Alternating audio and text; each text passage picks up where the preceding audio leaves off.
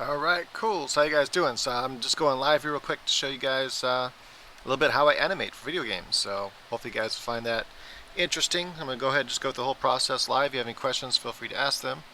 And we'll go ahead and get started here. So this right here is a harpy that I did. These are a 4-frame animation for a harpy I did. I have another video where I show you, how I animated her, then how I colored her and stuff. So pretty cool stuff. And yeah, so this time I'm going to do my main character. And so I'm going to go ahead and pop up my main character here. Go back over here, go to player. And I'm just going to grab a, let's see here don't mind the background. The guys just got here right as I was going live. They usually get here a lot earlier. It's my yard, guys. So that's the main character. Now it's kind of hard to see what she looks like in this particular view because I'm using Windows whatever image viewer, and so it kind of makes it to where it doesn't look like the pixels. But that's fine. I'll be opening it up in Photoshop once we start doing the actual pixel part of it. But first I need to do the animation part. So how I like to do animation is there's 2 different ways I do it. I'm going to use Clip Studio Paint. One way I do it is I either just start sketching right away and nail down my proportions. Now I've already showed you how to do it that way. That's how I did the boss, that winged harpy I just showed you. This time I think I want to do it a little differently. I want to start out with using the 3D model first, because I pretty much already know what I want it to do, and I want to show you guys how you can use the 3D model to do this here. Cool. I'm trying to see what the title is that you guys are seeing. Hopefully the title says live how I animate video games. I'm hoping that's what the title actually says. I'm trying to see if there's a way for me to see what the title says, but I don't see anything that shows what the title says. So anyway, I'm just gonna go ahead and send a quick thing over to Facebook, just letting them know that I'm live doing how I animate. Cool. So if you don't have Clip Studio Paint, I highly recommend it. It used to be known as Manga Studio. Great software for drawing. Great for comics and things like that. Okay, cool. Thanks, Sam. I appreciate that. And it has this really cool 3D models that are really easy to use, intuitive. The first thing I do is I open up my window here and I start my timeline. And that's this timeline down here. So similar to Photoshop, you get a separate timeline, which is down here like this. I like to go to these settings right here, and under thumbnail size, I like to set it to smallest because I don't like this to be big. This makes it easier to see everything. Hey, how you doing, William P? That makes it easier to see what I'm doing. Now there's something different about this versus Photoshop. So this uses layers like Photoshop for each cell or each frame of your animation, but you have to designate each one, which is kind of cool because if you decide that you want to switch, let's say you have 2 different layers you're working on, and you decide, okay, I like this new one better, you can just reassign that layer to that cell. So let's say it's frame like 4 or something, you can just reassign whatever layer drawing you want to that cell, and it just makes it easier to make corrections to your animation, whereas Photoshop makes it a lot harder to make corrections like that. This little icon over here, this is a good one to use for when you want to manipulate the 3D model. You open up this right here, and this will show you the different options. Oops, there you go. Show you different options you have. I like using just this regular 3D model here because she has a lot of options. So just drag and drop her into the scene. This is what I'm gonna be showing you how you can use her to animate. And so to see her, I have to actually designate her as a cell. So right now I can't see her. So then we're gonna go here to specify cells, this little icon right there with a little link thing on it or something. And I have layer 1, which is here. Then I also have this layer, which is my 3D doll. And I'm going to pop up her like that. Now what's cool about it is she's going to stay looking fully rendered. And I have this is very small, and I'll answer that question in just a second. I need to zoom her out a little bit. So this right here, you can pull in and out. That's basically how you change the size. I need her about maybe a little bit smaller than that. I want her to be as small as my pixel art. And this part's important. So if I go back here, you notice how now she looks like pixelated? That's how she's going to look when I render her. This is how the doll is going to look rendered. So it just gives me enough information to kind of base my pixel art off of for my main character. What's the name of that animation software? Hard to read. I'll type it in the room here. This is Clip Studio Paint. So hopefully this lets you stream at least in 720. I think it should let you choose that 720 option. If you do full screen in 720 option, at least on a computer, you should be able to read everything fine. On a phone or tablet, it might be difficult. But yeah, Clip Studio Paint is what I use. I use the EX version. I think it's like $130 for the EX version, I think. But you can get the regular version, I think, for $39, something like that. Actually, hold on, let me check real fast. I'm kind of curious how much it is now. And it's not animation software, that's just something it has built into it. It's mainly used for making comic books, but I usually use it for this purpose. You can also paint with it. It has a pretty decent paint engine. You can do some pretty cool different types of painting with it. So Clip Studio Paint, let's see how much is it right now. It also works on the iPad now. That's kind of cool. Let's see here. Oh, here it is. So for the EX version, it's $219, and Clip Studio Paint Pro is $49. Sometimes you'll see it on sale, so it's not always. It used to be usually $39 for the regular version, but I think that was because it was always on sale. Anyway, really great software. This is a one-time payment, so you don't have to keep upgrading. Remember how Photoshop had you upgrade every single year? You don't have to keep upgrading and stuff like that and paying every year. You don't have to pay every month like Photoshop is now. This is a one-time payment. You own the software, ready to rock and roll. So much cooler that way. But you can always use. Well, actually, you can't really use Photoshop for what I'm about to do right now. You can't use Photoshop for it because they don't have a 3D doll. So, and I'm going to show you how you can actually animate with this doll. It's kind of cool. Right, so that's the first cell I have her set at. Now if you want to re-click her again, just make sure you're on this icon over here, the 3D square box operation icon, and just click on her again. It activates her. Notice she pops right back into her full mesh, or her full resolution, whatever. But I like to make sure that she looks how I need her to look. If you need to, you can also pull in a JPEG of your video game character, so you know that it's matching the pixel size. But I already have this document designed, so I know how big everything's supposed to be. See, like this top and bottom, I know that that's 54 pixels.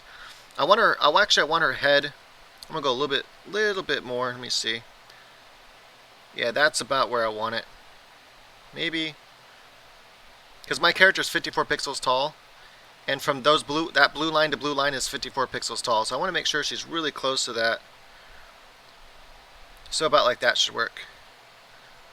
Alright, cool. So then I'm going to go ahead and set up my first frame. Then I'm going to show you guys how to set up the second frames so that you can start to use the 3D doll. You basically, the same way you set up layers for frames. Instead of layers for frames, I'm going to go ahead and delete that layer. We're going to set up the actual layers of these 3D layers for our animation.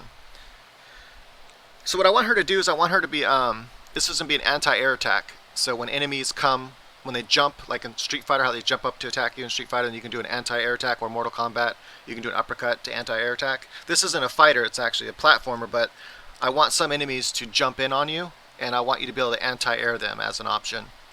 And I want to make it to where obviously sometimes you have to anti-air certain enemies in order to hurt them. So I need an anti-air move. I was going to do the Street Fighter kind of uppercut. I thought that would look really cool, that one where Ryu kind of turns around in a circle.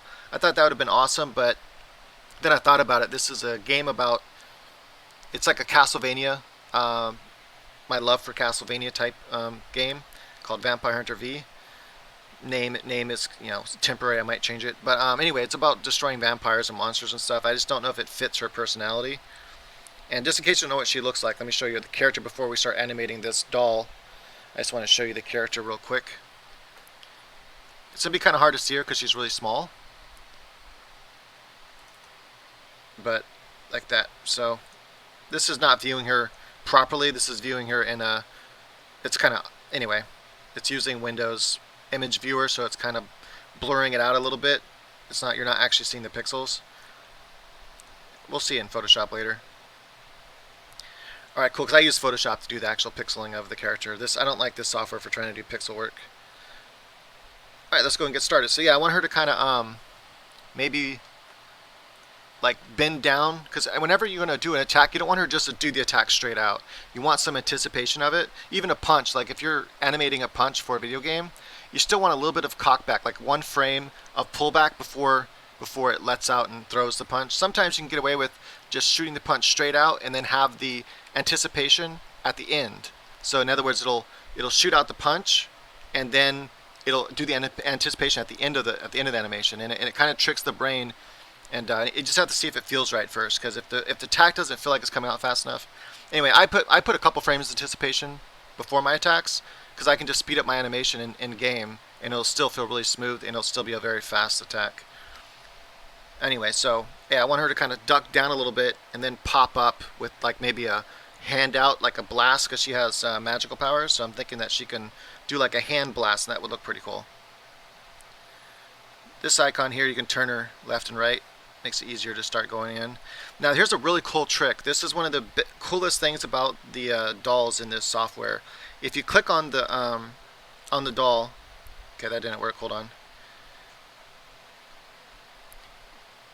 There we go. So I think you have to click on her hip area for that to work like consistently. It brings this option up. We have these dots. So you have dots for her hand, for her feet, for her head, neck, and torso. This works really good for quick animating. I'll show you what I'm talking about. So I want her to kind of, duck down, like I said, before she fires up to her, like, not an uppercut, but kind of like an outward hand blast.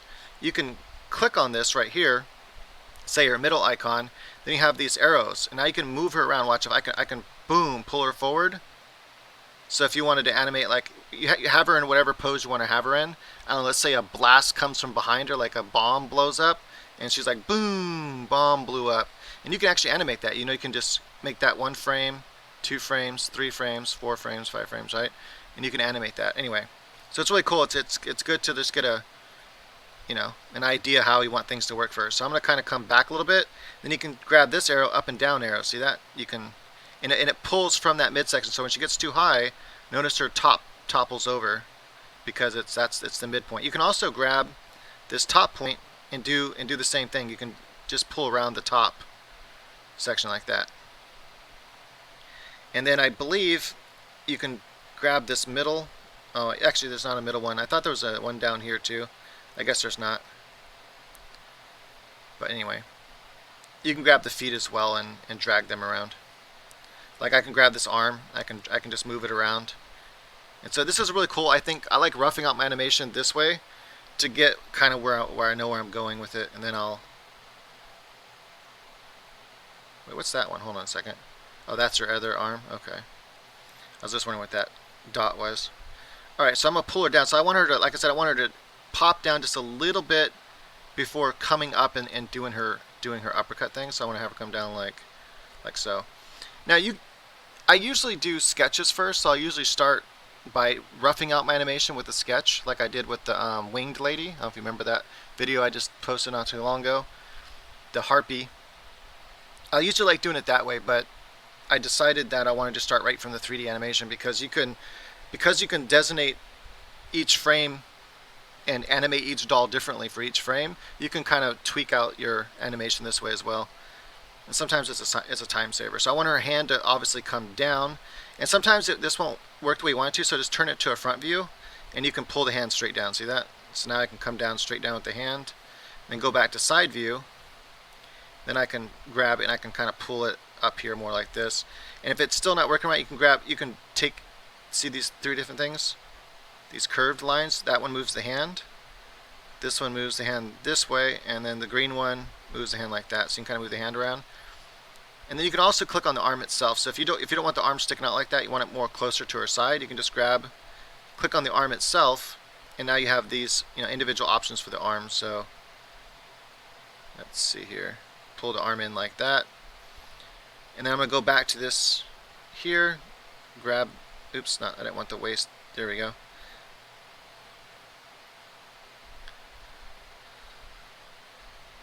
You can also go to poses, and you can start out with the pose that might, let's see if there's any poses that might give me a shortcut here. So click on pose. I'm going to click on entire body. Then you can scroll down. There's different poses. I think there might be a punching pose that might save me time. This one actually would save me a little bit of time. That's like a wind up for an attack. I'm just going through really fast to see if there's anything else that might give me a better shortcut.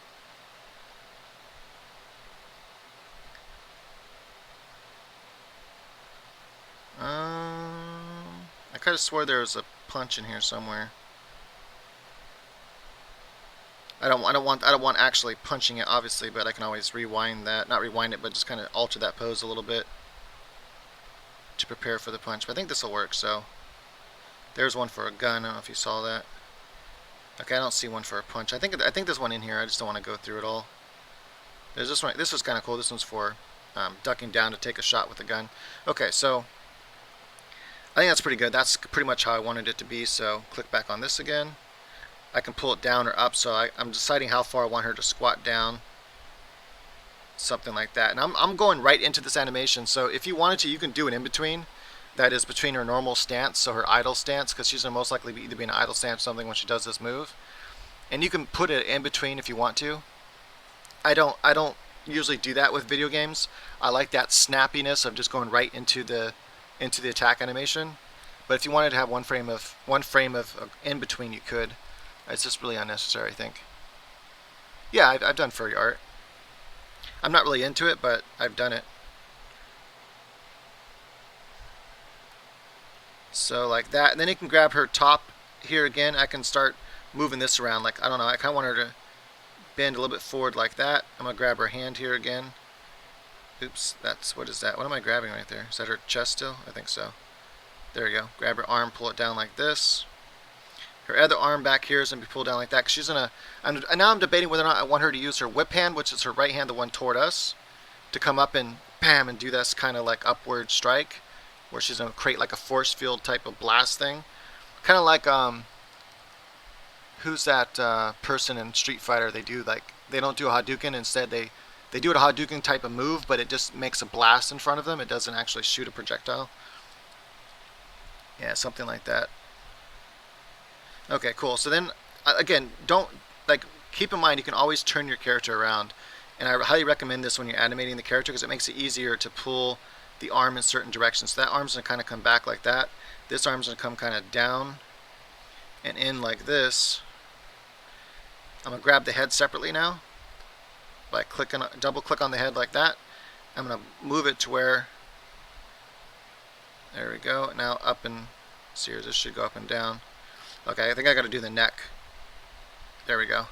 So I want her head to kind of, because she's about to come down and then looking up, right? Because before you strike upward, you're gonna look up where you want to strike. So I want to make sure that when she's coming down here, her head is looking up because she's getting ready to. She wants to look where she wants to strike. Maybe a little bit. If I want to make her look up even more, I have to do her neck. Okay, for some reason sometimes that's irritating when it does that. It's not letting me grab the neck. Now I can. There we go.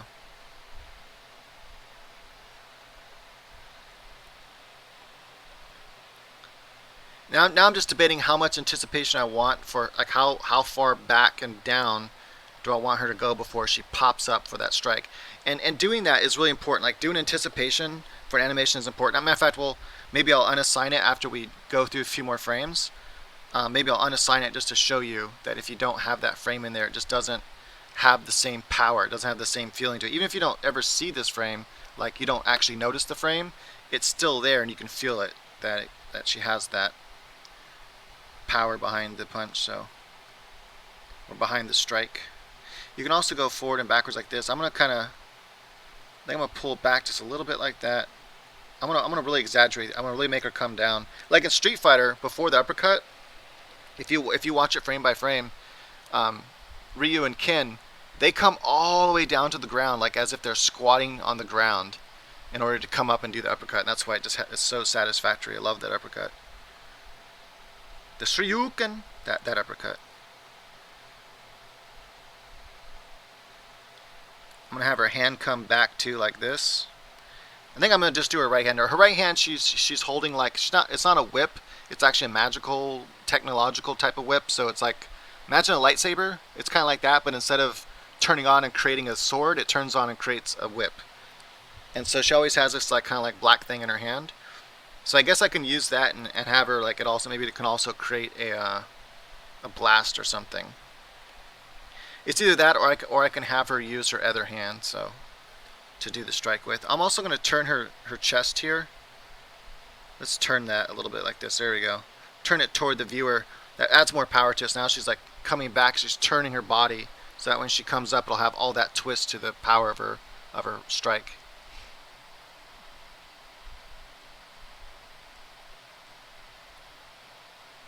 I imagine they do, yeah. I mean, like when they're working on their own and stuff. I'm sure they do not safe for work stuff. Are you saying that this isn't safe for work? Hopefully, this would be safe for work because it's just a mannequin. And I know like when I go to the mall and I go to the stores, I see mannequins like this that are nude in the store, but they're not. They don't have any. They're just mannequins, right? They don't have nipples or anything like. Just like she doesn't have nipples, so I would imagine that yeah, this should be safe for work at this point. And in fact, I think this whole thing should be safe for work because I'm not doing anything nude this time. But I do things that are not safe for work. So yeah, I do. So that's why I mention it because there are times where I do draw things that would not be safe for work on here, which is why YouTube demonetized me because I draw nudity and I cuss. So YouTube doesn't like that. They don't like nudity and they don't like you cussing. So I think that's a good starting frame. So anyway, let me show you how to make the next frame. So you want to click on the next frame, so the next cell, number 2, and you want to reassign another thing. So I'm going to copy and paste her. Easy way to do that is just left click. In this case, I'm using my pen. So I don't know if you guys know what a Cintiq is by Wacom. So I'm drawing like this, right? This is how I draw on the screen. Let me see if you guys can see this here. Hold on. I'll try to turn my camera around here. So I draw like this, right, on the screen. So you draw directly on the screen. So if I use my pencil here, make a new layer, you can see I'm drawing. It's not going to let me do that. Hold on, let me pull this layer out here. There we go. I'm drawing right inside here, so if I draw, you can see like that. Right on the screen, and I can manipulate with the screen. So anyway, what I'm doing is I'm going to drag this. This is like, if I click it, that's like a left click. I don't know if you can see this over here. That's like a left click. And I drag it to the trash can, and that will delete it. If I want to duplicate this layer, and if you're using a mouse, you would just left click and drag it. But I'm going to just tap on it, which is left click, hold it down, drag it to this new layer icon. I don't know if you can see that. Let go. Boom, and that gives me a copy. Anyway, hopefully that makes sense. I highly recommend the Cintiq. It's absolutely amazing. I use the size 13 because I like that. I like that size. I don't like the big ones, so you have to move your arm too much to draw. Okay, so now I have another copy of that layer. Now I can assign that, and I can change it. So I'm going to assign it first to this second cell, which we assign it here. See this where it says specify cells? Just click on that. Now I'm going to specify the copy. Each time you make a copy, it's going to work its way down. So yeah, just keep that in mind. So if you're wondering what layer is that, it's going to work its way down. As you make layers on top here, they go upward, but on the specify cell, they work their way downward. So hopefully that makes sense. So now it's specified to that. So now when I go back and forth, it's in a switch. See on the right hand side there? So as I'm switching from 0 or 1 to 2, it's switching layers. See that? Layer, layer. Okay. So now they're on that layer, I can move this. Now just to show you that it works, I'm just going to grab her and do something different with her. We'll pull her down like this. Now as I go back and forth, you see she's animating. Right? So that makes it easy. And then you can make another cell and continue animating her like that. So I'm going to go ahead and undo that. And we'll work on frame 2. Oh, you're just wondering about Pixar? I'm sure that some people there do that. I would imagine. I think it's in our nature to draw nudity.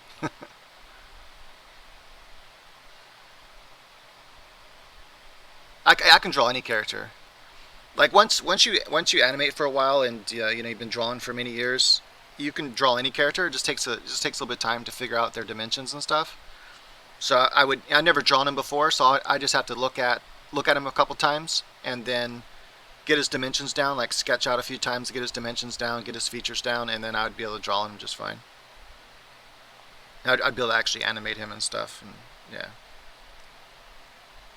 So I think I want that to be her extreme frame. Sometimes I'd make another frame here and go a little bit more extreme, like pull her down just a little bit further before she pops up. But I think just that one frame will be enough. Just in case, I'll do 2 frames. So I'm gonna pull down just a little bit farther, just a little bit more extreme. Pull her hand back just a little bit more. Pull this arm out just a little bit wider here. Or I'm gonna pull it back a little bit more, like yeah, like that. And then I'm gonna twist her body a little bit more. So I'm gonna grab her upper body here. I'm gonna twist it a little bit more like this. So I'm gonna go back and forth. So now there's see that little extra. So she goes down and then she goes a little bit extra.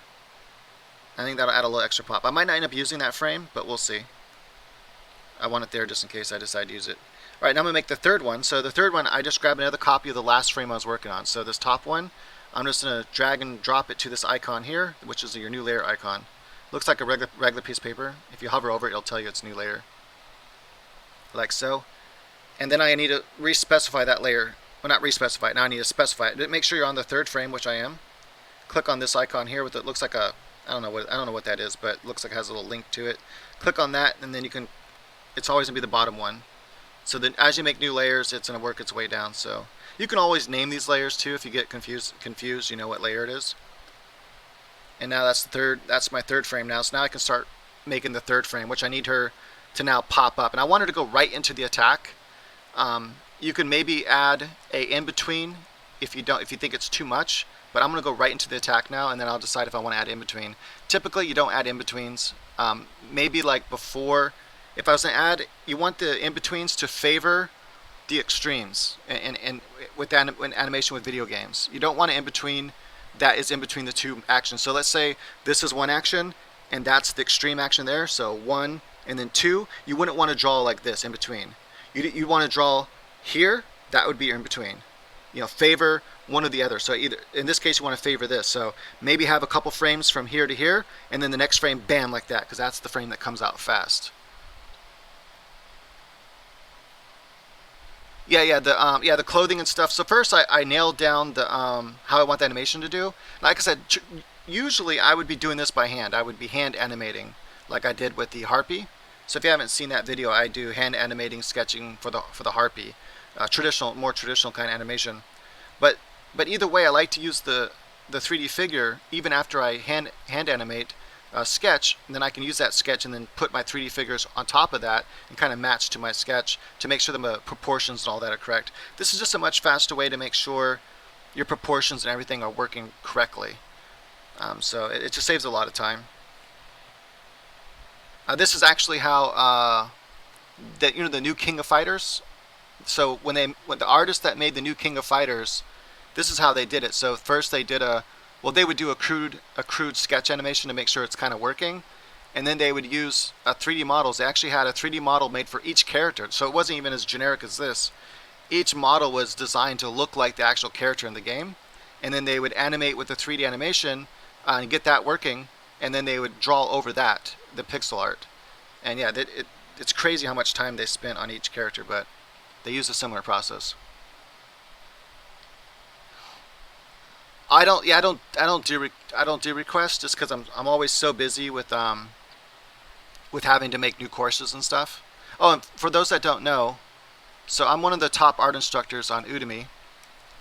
Udemy is a multi-billion-dollar platform for instructors to teach different subjects on there, and I have like 62 something thousand paying students right now on there. My most popular course is Anatomy for the Human Figure.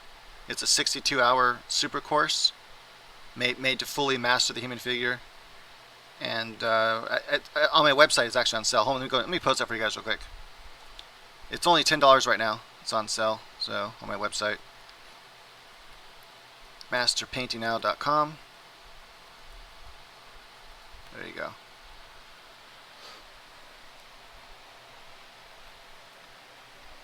And that course right now has like, I think it's 40. Last I checked, I think it was like 43,000 paying students right now. So it's really popular. Yeah, I used to take requests, to do things. You can always make a request though. Like if you want to leave something in the comments after this video is archived, so that that way the comments there. You can always leave a comment there, just saying, hey, I would like to see you draw so and so. Like let's say you wanted to see me draw, Alvin from the Chipmunks. You can always make that request, and I might make a video in the future where I show how to draw him, or how show my process. How I would draw him. All right, cool. Anyway, sorry about that. This is going slow. I usually work so much faster than this, but when you're live, it's just different. All right, so now I'm gonna have her pop right into her move now. So now I want the next extreme, which will be the actual how her animation is gonna look at the end of the move.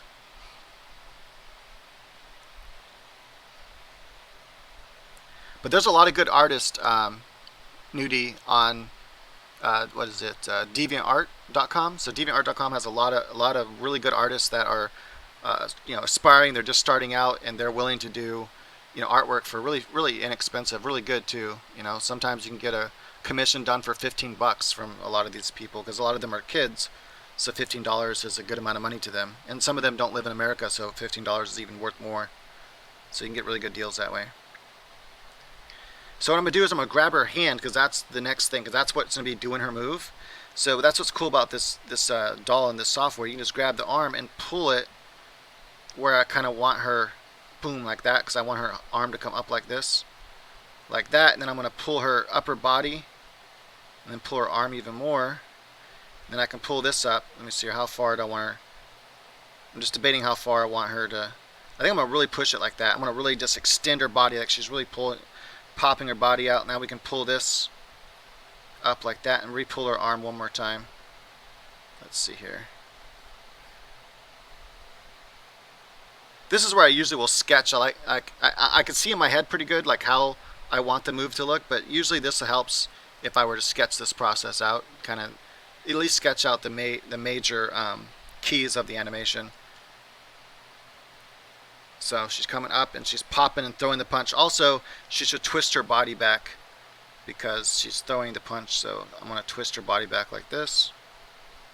And I want the punch to be coming straight out in front of her, so I'm going to go to the front view here. So I can grab her hand and move it like this to the front view.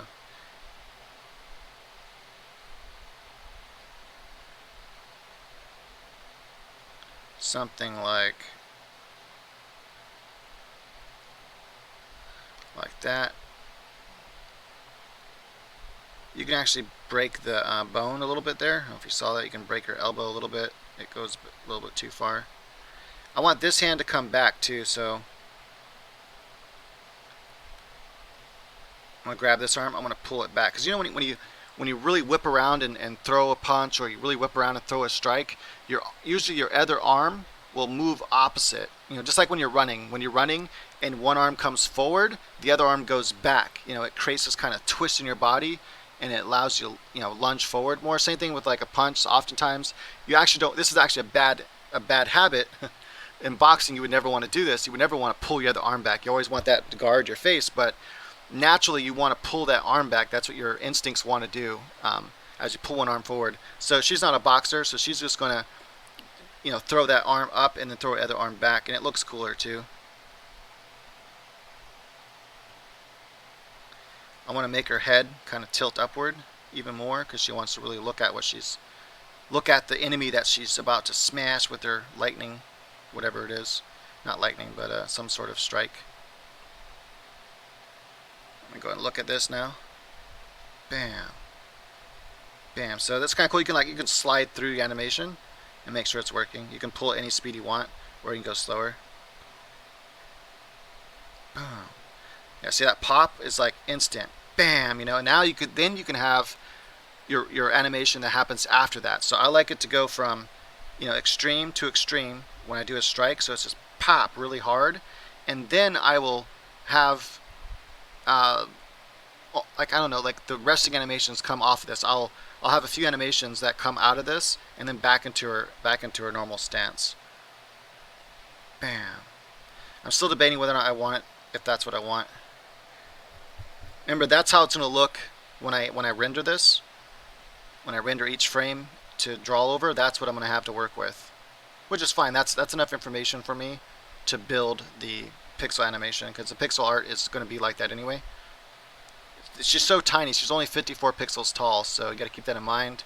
You don't have very many pixels to work with, so her breasts are literally like 4 pixels. So I like that. That looks cool, I think. Her hand will be open. That's fine. There's no reason to animate her hand because you're not going to see her hand. Her hand is literally like 4 or 5 pixels, so it's just going to be like a square type rectangle shape in this case to look like it's open. Do you have to learn a bit of fighting in the real world to animate these scenes well? I mean, it definitely helps. I've been into martial arts ever since I was a kid. I'm 41 years old now, and I started with martial arts when I was like 8 years old, and I got into kickboxing and stuff, and then I got into Muay Thai, and then I got into some other stuff, a little bit of Kung Fu and stuff like that, and then I always stuck with boxing, kickboxing, and Muay Thai, and continued to practice those things, and then I started learning Brazilian Jiu-Jitsu as well. And so I think it does help. It helps kind of in your mind. I can visualize how this, but you don't. All you have to do is visualize a movie. So even if you're not a fighter, you never fought ever, you just don't know anything about fighting, you can just watch some animations. Watch some people do different types of strikes, and then you can act it out. Just imagine, just naturally, how would you naturally do that strike? And you can even film yourself. Like film yourself with your camera. Set your camera up, your phone or something, or have someone film for you. Hold your camera really fast or your phone, and then just act out the movement, and then watch it back, and you'll see things that you're like, oh, okay, my foot went back. I didn't notice that. But I've been doing this for a long time. Like normally, if I wasn't familiar with how this would work, I would have had to done a lot of research first. There was a move recently that I wasn't familiar with, and I had to do a lot of research first to kind of figure out. Oh, that's right. It was a So I was doing this little animation of like a parkour type move, and I really wasn't sure how the body would move to do that move, like to do this kind of sideways flip over an object. And so I watched a lot of parkour, and I downloaded the YouTube, and then I uploaded it, and I watched it frame by frame, so I can see exactly what they did. Like, how was the anticipation? What did they do before they jumped? Did they squat down? How did they turn their feet? All this little stuff helps. But yeah, so sometimes you have to research. I think I researched for about 3 hours before I even started that animation. And then I constantly had to keep going back and looking at the video to see like how it worked. And I was actually animating from a completely different angle. I couldn't find any angle that was how I wanted to animate it.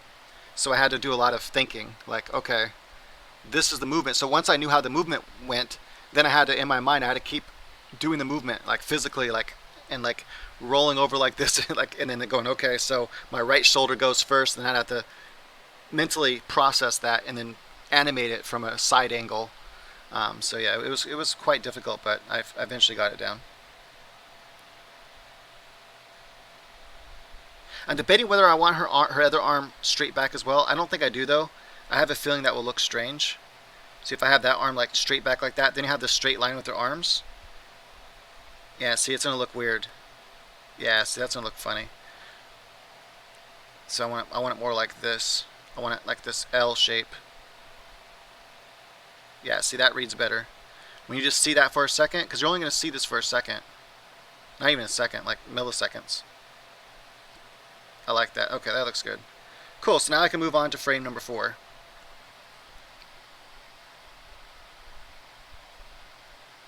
Yeah, exactly. Yeah. And a lot of animators, they do actually set up cameras, and they film themselves. They film themselves acting out death, and they use that for reference. I watched this one video game company. I can't remember what company it was right now, but all the animators were in this room filming themselves doing death animations, like all dying in different ways. And then they use that for reference for animating the death scenes or the death animations for the video game.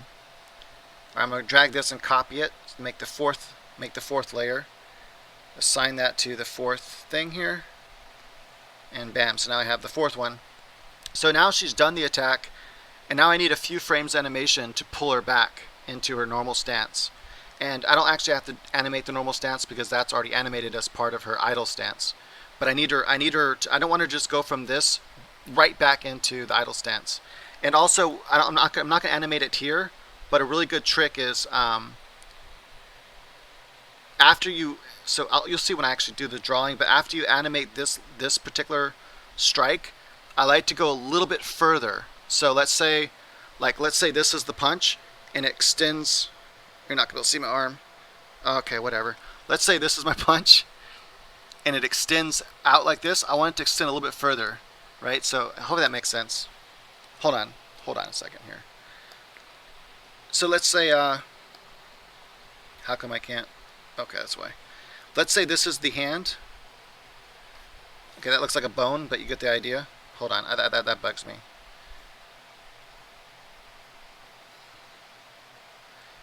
That still looks kind of like a bone, but whatever. Let's say that's the hand. And that's that final frame like we have right now. I want to draw a little bit further, so I would draw one more frame over that, and I would have the hand come out a little bit further. Actually, let's make the thumb on the other side like that.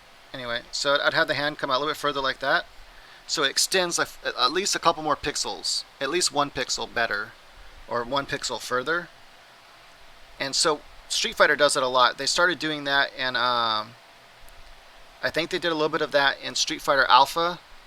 Definitely by Alpha 3 they started doing that. And then if you ever played any of the Third Strike Street Fighters, in the Third Strike series, they actually overdid that, I thought. It almost sometimes, like if he does his sweeping kick, it almost looks like his foot is made of rubber. It's kind of weird looking. They over exaggerate, I think, a little too much, and so it looks a little bit weird in that game. But in Street Fighter Alpha 3, they did a really good job with overextending. So there'll be the actual attack frame, and then one frame will extend back. For one frame, it'll extend out and then come back to the reg. So in other words, how it is right now, I'll extend her arm out one more frame and a couple pixels, and then 1 frame later come back to this move. And you'll see when I do that when I actually draw it. But I'll just pop it, like, so it'll be like this, and that will be the final attack, let's say, and then I'll come out a little bit further and then come back here, just for 1 frame. It just really adds this. You don't see it necessarily, but you feel that pop, and you'll see what I'm talking about. I'll do it with and without it. Actually, I can show you an example, I think. Hold on a second. Let me open up Game Maker here that I'm programming my game in. I'll show you what I'm talking about. I should have just done this from the beginning. This will make it much easier to understand.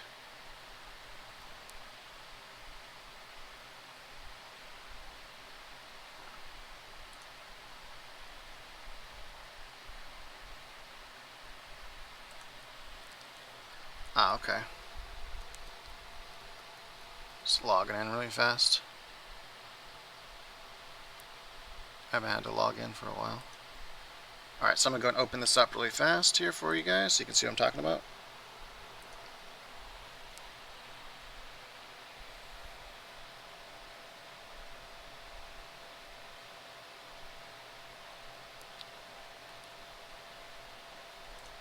So go to my player sprites here, and I'll go to attack 3 because I think that's a kick attack. Yeah.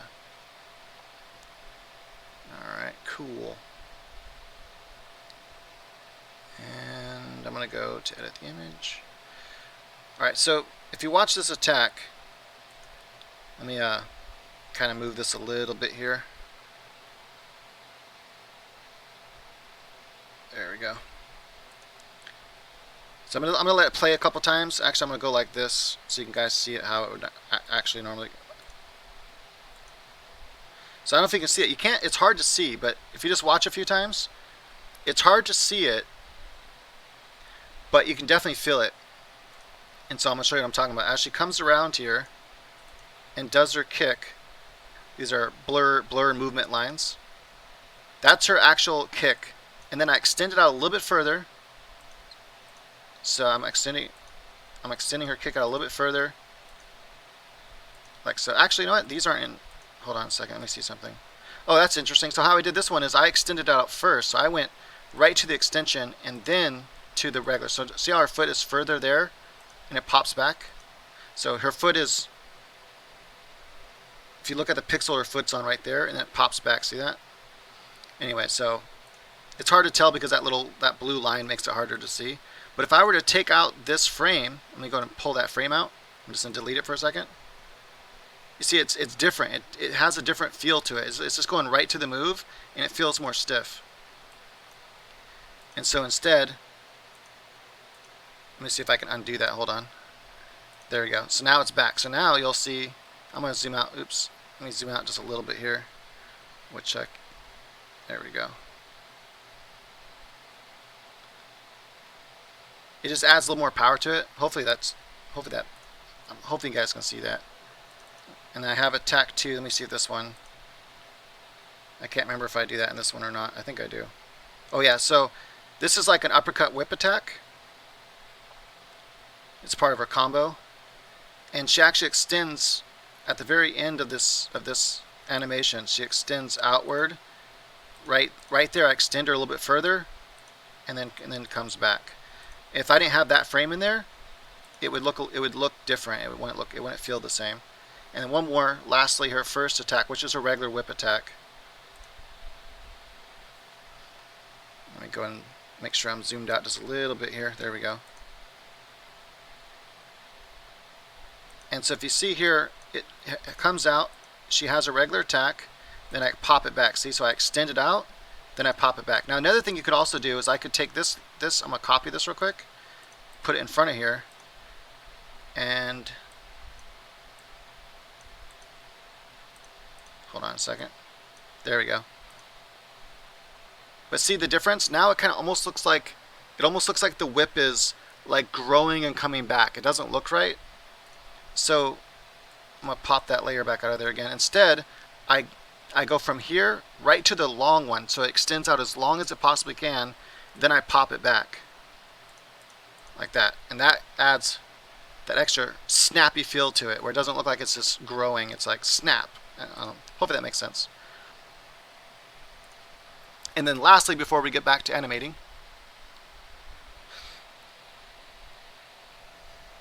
I'll let you see it in game really fast.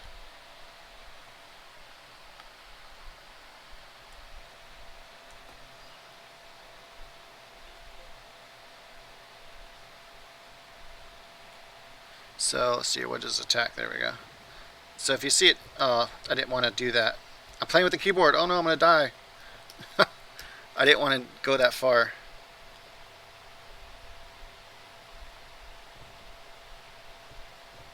Alright. Let me kill this last guy. Hey, why am I not moving now? Oh shit. No. Okay, sorry about that. Oh shit, why am I not moving? I clicked out of it. Anyway, so if you...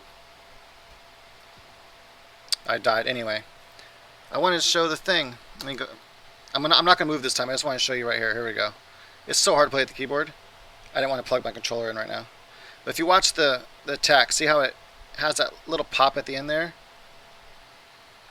It keeps popping up the shift, because I have shift as attack, so my computer wants, it keeps telling me that shift stupid thing. And if I do the combo,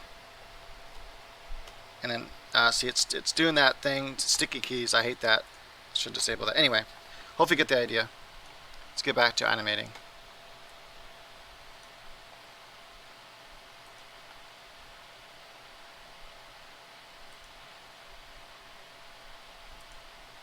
I actually have another channel where sometimes every now and again I'll post it's my video game channel, and I'll post how I actually program things for this game. Like I just did a video on how to program a Hadouken, so a buffer where you have to do the quarter circle turn punch to do the move. Anyway, so let's see here, where were we at? So now after the attack happens, I want to... Oh, you can also view it like pixel like this, by the way. So you don't have to view it as a doll, so you can view it as the actual pixel art. To view it as a doll, I just click on this icon and that tool, and it brings it back here. Alright, so after the attack happens, I want to start to bring her to settle back into her regular animations. I want to start to go back. Now, after you do an attack and you want to return back to your idle animation, I recommend at least 1 or 2 frames of coming out of the attack. and those frames should favor the attack. They shouldn't favor the resting.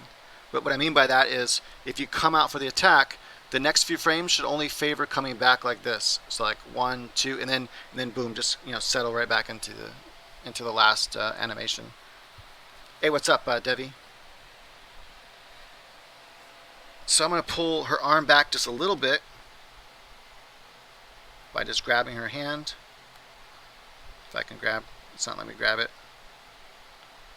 Okay. Grab the hand. Grab the hand. Why is it doing that? Okay. So I'm going to pull her hand back. I'm going to have to go to front view, I think, to make this work how I want it to.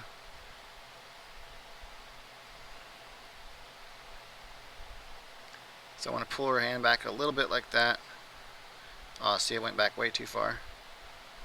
Like, there we go. So I just want to start pulling. I want to start pulling this hand forward a little bit like that. And I think I want to start pulling her body down and maybe back to, oops. Okay. Down and let's see here. Hold on, I think I might have went too much. Now that's good. So it's like boom, and she's starting to go back. And then the next frame, I'll have her start to pull back more. Make a copy of this by left-clicking it, pull it over here onto the paper icon, the new layer icon. Then I'm going to click on this little icon, specify cell icon. Choose the bottom layer always. And I'm going to pull her down even more.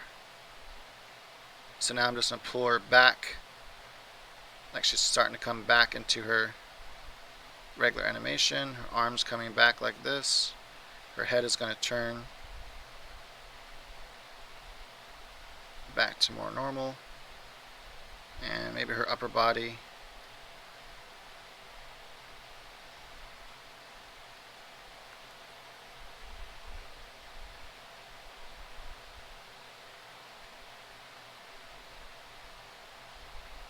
That's kind of a long,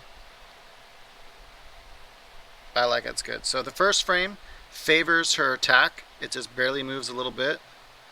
The next frame I pull back a little bit further so I'm getting more closer to her idle animation. And that's all I need. So this is all information I need.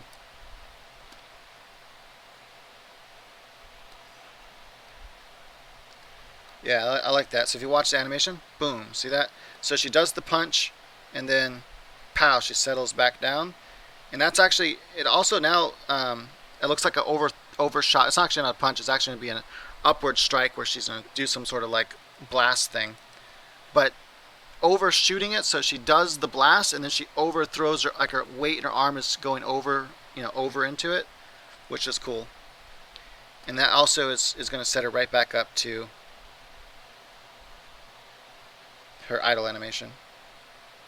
I think you can, I can't remember how you do this part that I'm trying to do right now.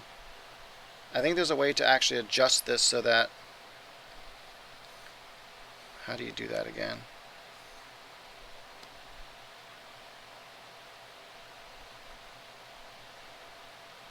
Yeah, so I think there's a way to use these markers. There we go, let me pull this marker back down here. By using these two blue markers, you can view that part of the animation you want to view. So I have the looping icon on right now. And let's pull this back this way. I just want to view these frames of the animation. And now I have it on loop. And now it should just loop it. There we go. So you can just loop it like that. And if I wanted to come out a little bit further, I can do that.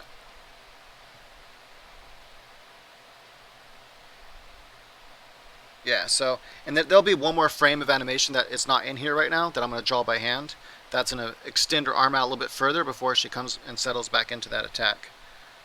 And then then I have to do like the magic and stuff like that. But that's a cool, I like this. This is good. So this is a good start.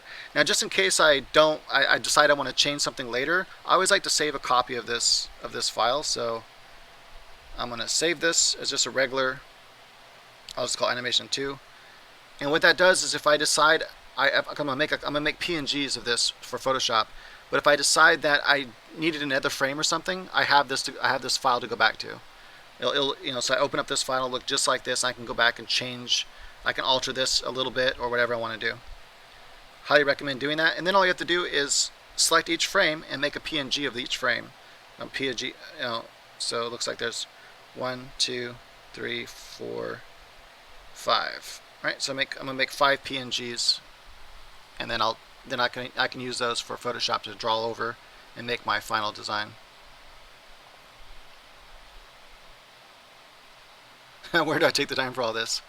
Yeah, I'm always busy, so yeah, I don't do fighting anymore. Um, unfortunately, unfortunately, I don't really talk about it, but I got ill, and so I can't do that kind of stuff anymore.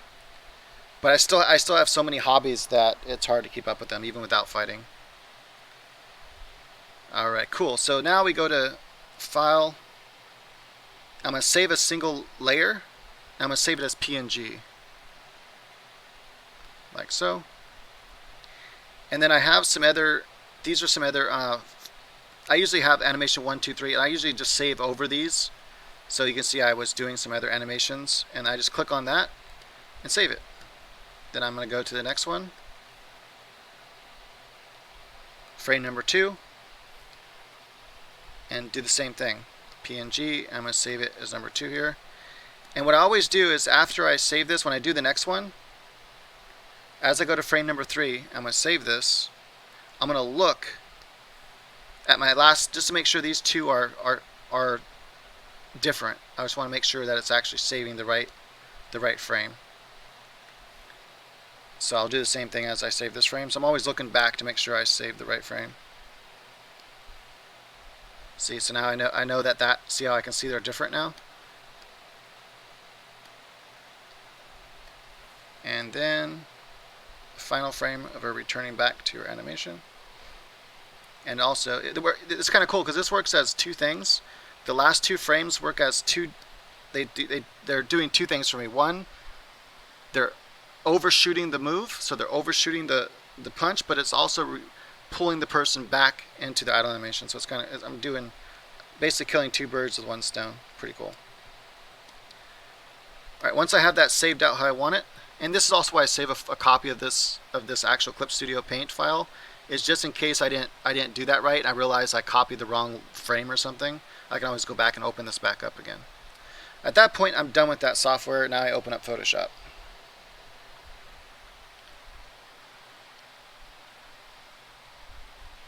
Oh yeah, when I was actually teaching her some fighting. So back before I got sick, I was teaching her fighting and jiu-jitsu and stuff. So yeah, we would.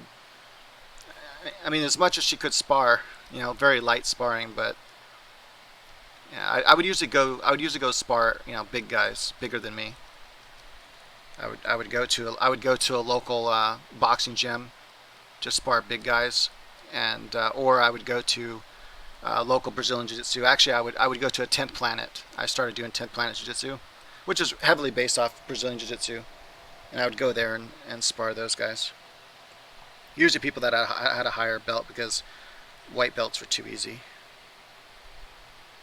All right, let's see here. So now I want to import each one of those. I have my timeline up here in Photoshop, which is what I want. So if you go to Window, you want to show the timeline because we're going to be animating in Photoshop now.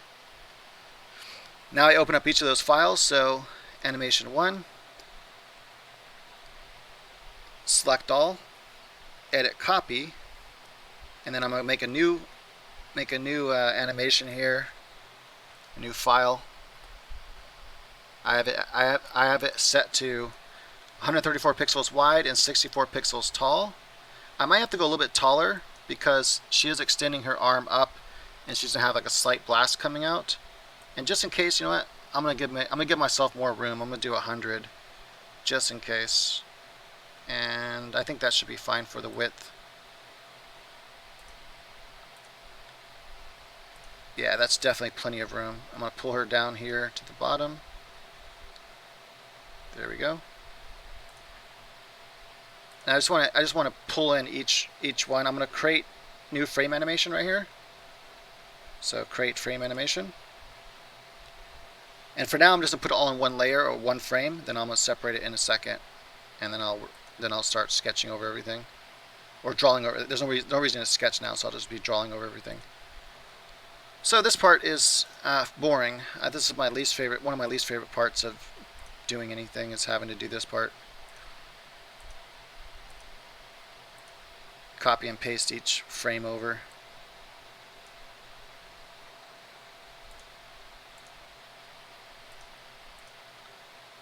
And now we're on frame 3. Select all, edit, copy, and then paste. You can do Control V. You can do keyboard shortcuts if you want to. And open frame 4. Woo! This is so fun.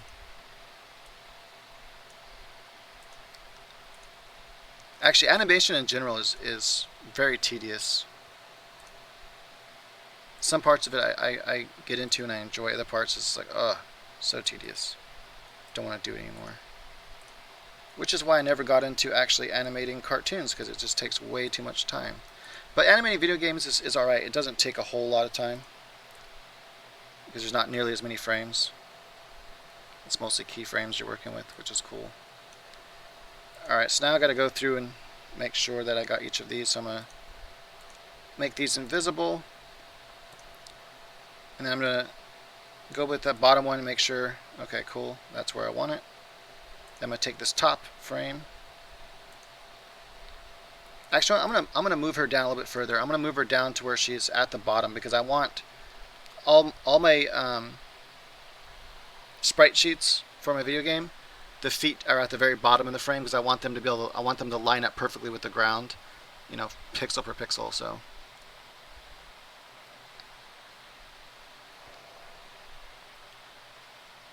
hey, thank you, Debbie. I appreciate that.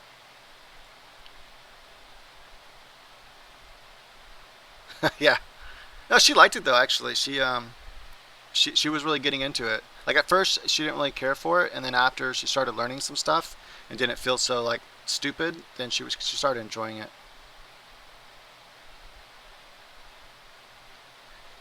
Yeah, you could. I think you could probably just using actions.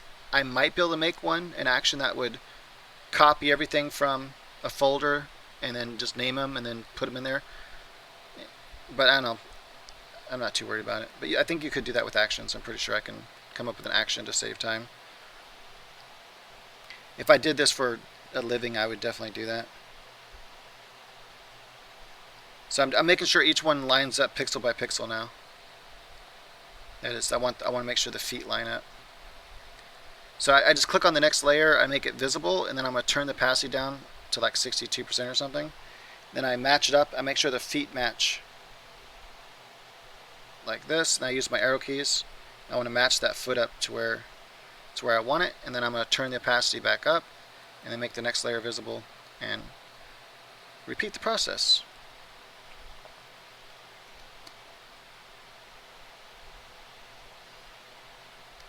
Like so. And then finally,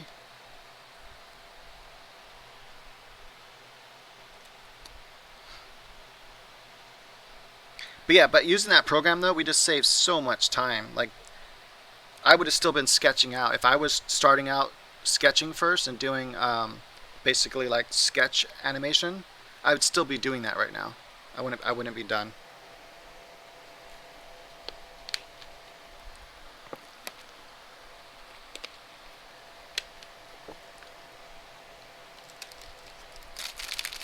Take a little bite of my protein bar.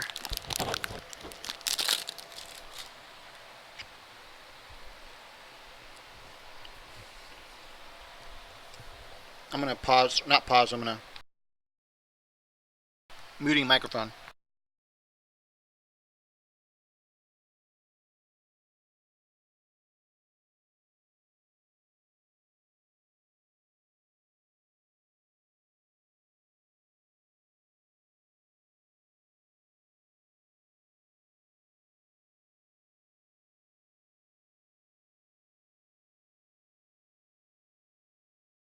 So I can't stand when people eat on microphone. So I always mute myself because I can't stand when people do that. It's so irritating.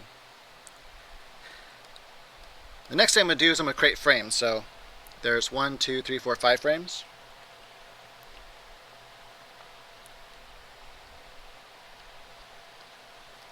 Make 5 frames. This one's visible in that frame. That one's visible. That one's visible. And then that one. That one. So that's how you work in Photoshop. You just set each layer to visible that you want visible, and then you play it back, and bam, you got your animation.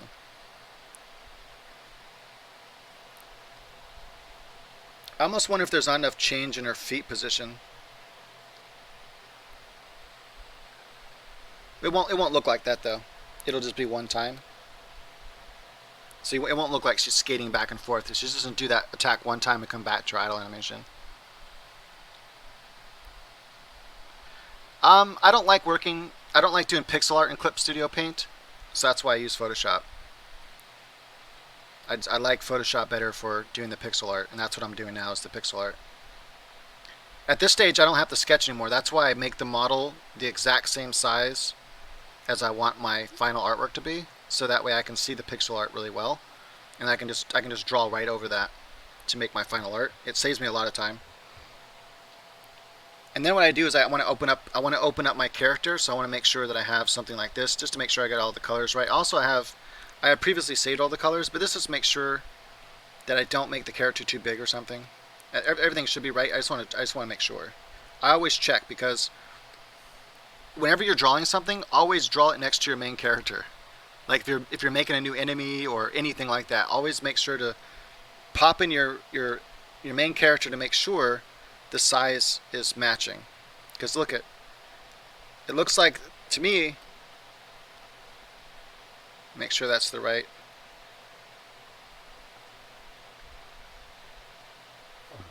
It might look smaller right now, but as long as the butt and boobs match up, then I know it's going to work. Yeah, see, they might need to be a little bit bigger. I might have drawn them a little bit. I might have made those a little bit too small. I should have done. I should have brought her this model. I should have brought this pixel art into Clip Studio Paint, and then made my 3D girl on top of her to make sure it's the right size. That would have been a lot easier. I don't know why I didn't do that. Anyway, that's fine. So now I have to do a little trick. Not a big deal. I'm going to grab the first one. I'm going to go to... This is cool. Now I'm showing you how to problem solve. So here's a cool way to problem solve this. If you go to Edit, Free Transform, hold down the Shift key so I can transform this to the size I want it to be. So I'm thinking right about... Yeah, I think about there will work. I'm gonna undo that real fast because I don't want to accidentally move her back to free transform. Hold down the Shift key, make her about that much bigger, and then up here I want to click this link and I want to make this exactly one number. So I'm going to double click inside this and I'm going to change it to 115 exactly. That way both sides are 115 exactly. Hit the little check here to say yes. The downside of this is when you upscale it like that, it kind of blurs out. But it doesn't matter because I just need it as a loose reference for my drawing. Then I need to do that to each frame now. So I need to take each one. But now I know it's 115. So just memorize that number. This is a if your temporary memory sucks, just write it down. Write down 115. And so now I have to do is click on here, that little link. Double click inside of here. Type 115. And then OK. And just do that for each one. Now if this were a long animation, this would suck. You probably want to make an action in Photoshop to make this process faster. Or just avoid this issue altogether and bring your model into Clip Studio and make sure your 3D model matches the size of your actual pixel art before you even begin animating it. But that's alright. This allowed us to learn a cool trick that might come in handy for something else that you're working on. What sucks is I have to then realign all these again. So whatever.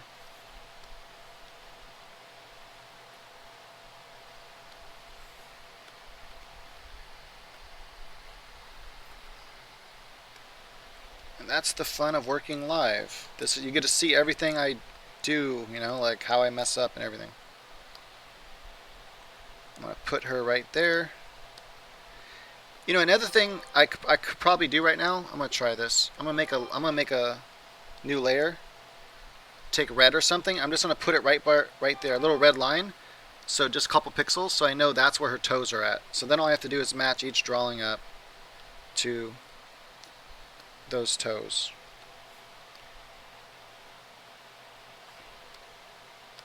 Yeah, see?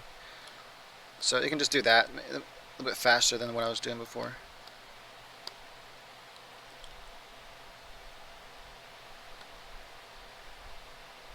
Cool. All right, now we can start the actual drawing part. So this is what's cool though. We save so much time doing this method because now I don't have to do anything except for do my final artwork now. This is literally, that's all I have to do. Now it's just all about coloring. It's about doing the pixel art. So I set my things up. Make sure you have your brush tool set to pencil tool. 1 pixel, so up here set it to 1 pixel. Get your eraser, make sure it's up here the mode. Make sure your eraser is set to pencil mode. And now you're ready to pixel art. Make a new layer on top of this one. That's where I'm going to start doing my pixel art. I usually just work right on top of it. Sometimes I'll turn the opacity down, but it's really not necessary because I'm going to be doing artwork right over it, and it's not a big deal. I like to zoom way in when I'm working on my pixel art. Now there's two different ways you can do that. Notice how you can see what looks like little squares. That's the pixel grid. Sometimes I like working with the pixel grid. It helps me see where the pixels are going to go before I place them. Other times I like to turn it off, so you can just toggle that by going to here, this extra, so you can just toggle it off and on. So now you can't see it. But yeah, making these 3D models and then making sure that you save them out the same size as your pixel art you're going to be working with really helps you see where the pixels should go. It saves a lot of time. Like this is almost like a cheat guide. Let me know right where to draw my stuff. So now I have all our colors up here, so you can see these are the colors. So I save these swatches. If you want to make a new color, you just click on, let's say I want to make I have all our colors right now, but let's say, actually I don't have this really dark. I don't think I have this color saved yet. I usually just grab it. Alright, cool. So to save that, come up here, click this icon right here. So first make sure you have the color you want saved. Click this icon and then name it if you want to name it, and then click OK, and now that icon's right there. See that? Oops, what just happened? Why did that happen? That was weird. I don't know what just happened. Okay. I'm not sure what happened there. Anyway, so now you can see I have that new color right there if I wanted to use it. If you don't like it, you can just grab it to the trash can, and now it's gone. Alright, so I usually start with my base neutral skin when I'm working on this model. And so I know this is her hand, so I'm going to work on her hand now. I usually like to, I take some of the information that's already here. See how those squares were darker gray? I use that and I use my darker skin tone to just block that in right now, because I know that this software, when it saves it out like this, I know it does a pretty good job at showing me where dark and light pixels ought to be. So sometimes I'll use the information. That's literally all a hand is. See how her hand over here is just a rectangle? That's all you have to work with. When you're working this tiny, when your character is only like 54 pixels tall to 64 pixels tall, you really have to decide how to make things appear like they should. And that means very primitive shapes. You can't actually draw a hand this small. It's impossible. So you have to reduce it to something that makes sense. And sometimes one little pixel like that will make all the difference in the world on how it looks from a distance. And then sometimes I'll have a shortcut key so I can zoom in and out really fast, just so I can look at it from a distance, make sure everything's reading right, and come back in. And I'm liking that so far. So those are her hands right there. This one is a fist, and to look like a fist, I'm going to add like that. And I'll show you what it looks like if I. Oh, you know what? I'm working on the wrong layer. Okay, so just wasted a bunch of time there. I forgot to. I make this mistake all the time. especially if I haven't drawn for a little bit. So I highly recommend to do what I'm about to do right now. Lock this layer. So this is the layer I don't want to draw on. Lock it so you don't accidentally draw on it, because that's what I just did.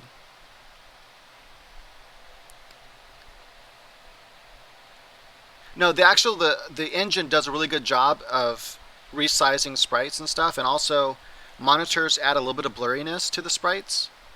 And so yeah, like you notice when I was in game, you couldn't really see, like it didn't look like this in the game because one, you're not viewing her that close, and it does a really good job of upscaling. Like the way the upscaling works is it's not actually zooming in like Photoshop does. It works a little differently, and so everything upscales bigger.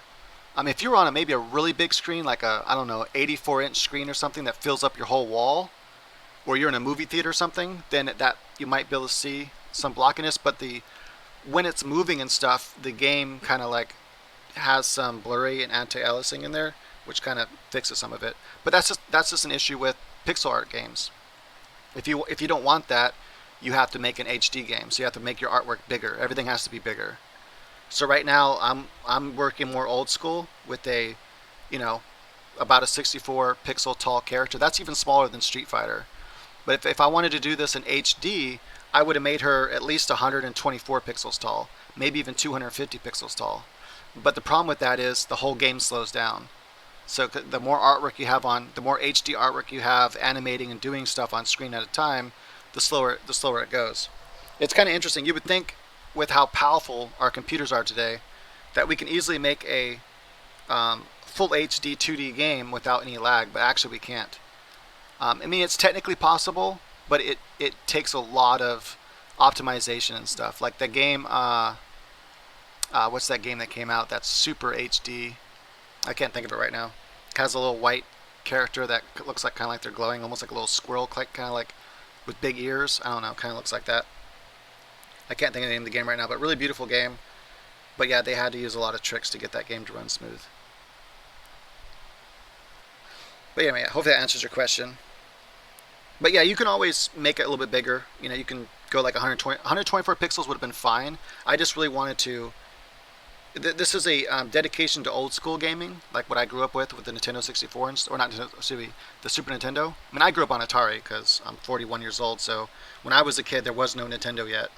I actually remember when I was about 8 years old, I think I was, the Nintendo came out, and I was so excited for the Nintendo because all I had was an Atari, and that got kind of boring because everything was like squares. Anyway, let's go back to doing this. But yeah, so there we go. That's your hand. That's that hand. So basically it's like that, and I'm gonna turn that layer off just so you can see that what it looks like. This takes a while. Like pixel art is a definitely a skill that takes a while to get good at. I'll try to talk about when I'm doing certain things and why I'm doing it, so that you kind of get an idea. But there's certain shapes and stuff. I might do a course on pixel art for people that just like, because it's getting popular again for some reason, maybe nostalgic reasons or something. And so I might actually do a course on teaching pixel art. But there's a couple shapes you work with. So you work with this shape, you work with this shape, you work with this shape, you work with this shape, you work with this shape, you work with this shape. Those are the major shapes you work with. Another shape you'll probably work with a little bit here and there is a slightly bigger circle. Oops. Which is that shape. Oh, I forgot one more. The diagonal. So those are the main shapes you work with in pixel art. Like that's pretty much those shapes rearranged in different ways. An eyeball is usually this shape right here. That third one. If it's even big enough to do an eyeball. My character's not big enough to do an eyeball, so I don't bother with it. But my other one I did, the harpy, she was a little bit bigger, so I was able to put a face on her. So I'm considering the lighting. So when I do video games, I have the lighting come from the top, and so if you want, you can actually do the lighting in that 3D model. By the way, you can change the lighting on it. But naturally, it's kind of already on the top, like as you can see, all the lights coming from above, or maybe it just saved it. Hey, thanks for the the sub there, Carlos. Appreciate it.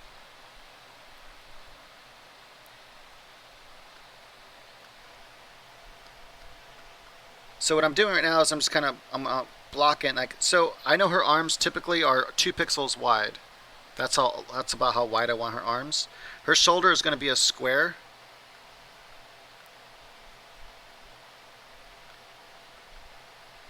And so this is how, games were done on the Super Nintendo. This is a little bit too big for Nintendo. Nintendo's sprite would have been a lot smaller, but Super Nintendo had sprites like this. In fact, like Final Fight had even bigger sprites. I think Final Fight sprites were a minimum of 64 pixels. They might have been like 120 pixels or something like that. I'm not sure. I have to look at it again. This is about how big Shinobi was, though. So Shinobi was right around 54 to 64 pixels for the Sega Genesis, Shinobi 3. One of my favorite games of all time, by the way. Alright, cool. So I got her arms in there. The next thing I like to work on is her clothing.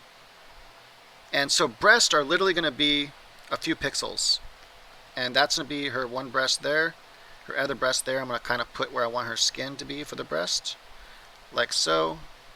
Put that dark line there. And that's going to be her upper body and her neck. Oops. Her shirt only goes up to here. Like so. Also, when you're working on diagonals, I recommend to try to always work on diagonals like this. If it's possible to make diagonals, you want to make it to where they're individual pixels like that. Oops. If you ever have to step like this, then try to make the steps where you step like that, and then you would step like that again, and now I'd go 3. So try to make the step work like that. So if you have to make a curve, do it from, it starts as 1, and then 2, and then 3, like that. What you don't want to do, if you can avoid it, you don't want to go like 1, 2, 3, 1, like that, and then 2, and then 1. You don't want to do this. See how it looks all jaggy? You don't want to do that. You also don't want to do this like going back to 2 again when I just had 3. You want to try to go from small to big. So 1 pixel, 2 pixels, 3 pixels, 4 pixels, like that.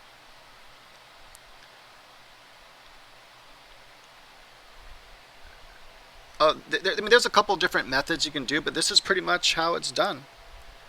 Pixel art is very time consuming. Like, for example, King of Fighters, they went back to pixel art on that game. Well, actually, I don't think King of Fighters ever did anything but pixel art. Actually, now that I think about it, but the new King of Fighters, it took them, I think it was 6 months, or no, it was more than 6 months. It was per character, or maybe each character averaged out to 6 months per character, something like that. It was insane. So to do a full character sheet, in a fighting game, all the different moves they have and stuff, and all the different frames of animation, I think it was at least 6 months they spent per character, which is insane. That's so long. But yeah, pixel art is very time consuming. So what I'm doing here is I'm using some of the shadow to kind of show. Let me see, I'm going to zoom out a little bit. So I'm using some of the shadow there to show the form of the breast a little bit. So that's what I'm doing there. And debating, I think I'm also going to add that there as well. And sometimes I'll like add extra pixels because I really want to show that the breasts are there. I'm going to have her shoulder come up a little bit higher on both sides. Yeah, I'm going to kind of fill that out just a little bit. There we go. And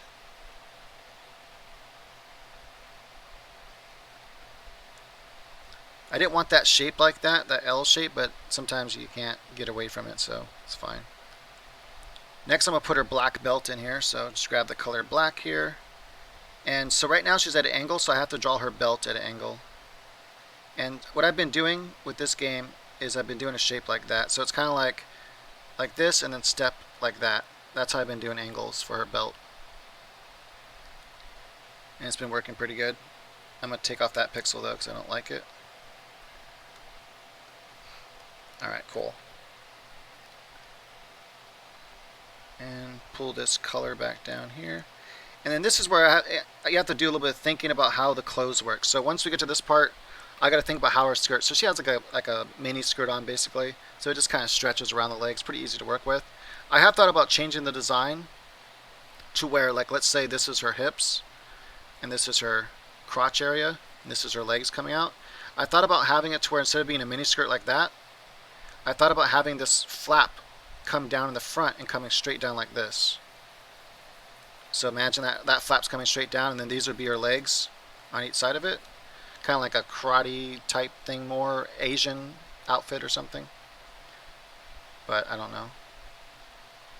It would take a lot of drawing to redo all that. And I already spent so much time doing this, I'd have to at least make this be an alternative skin.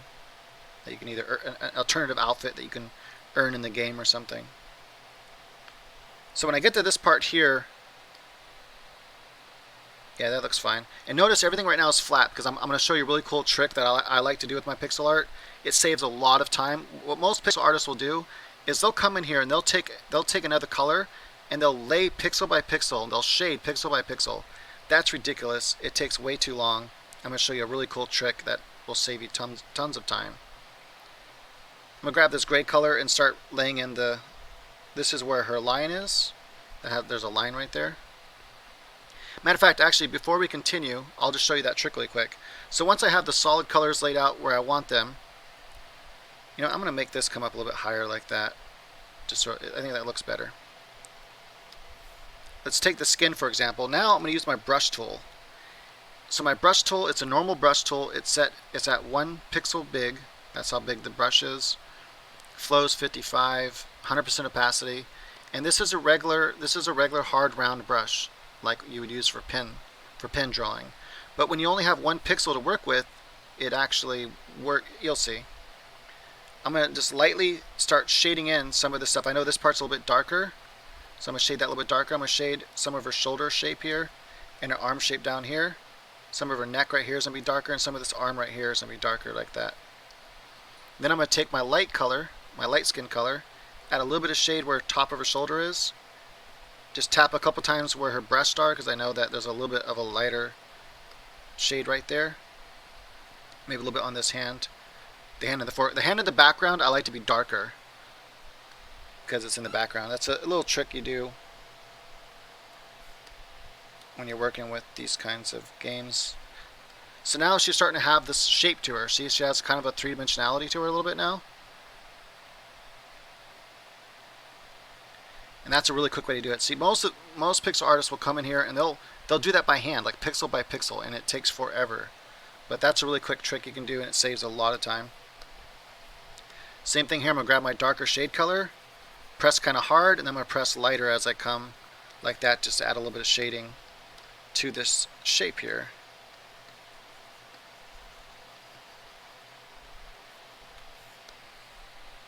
And just like that, we got some shadow going on. Another thing I often do too is like the head is already working. There's no reason for me to redraw the head. I'll show you. That's why I haven't drawn the head yet. I'll show you what I do. I just copy and paste it because it's so similar. There's no reason to redo it. I need to add her whip shape in her hand here. So how I usually do this on an angle is and actually you're not really going to be able to see this anyway because her belt's in the way. But on an angle, I kind of usually do something like this, just to show that she has it in her hand. So usually it's like, if it's on an angle I can get away with doing it like that, I'll double it like this.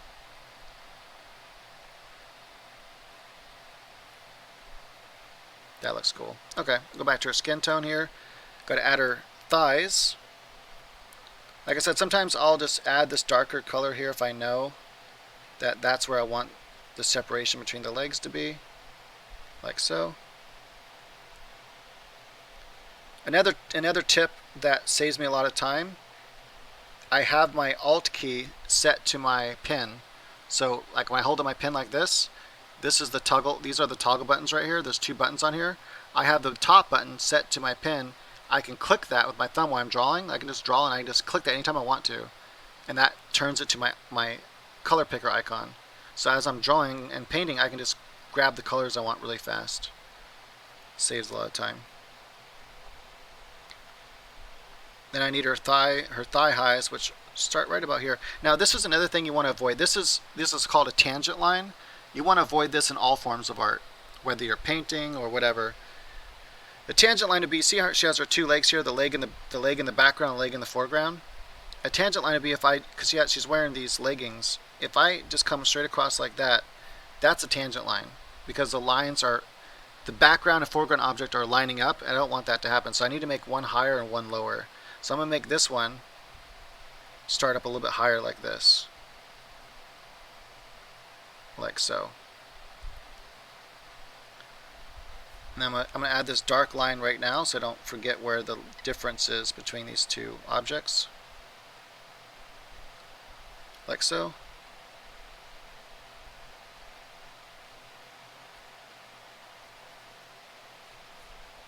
Oops.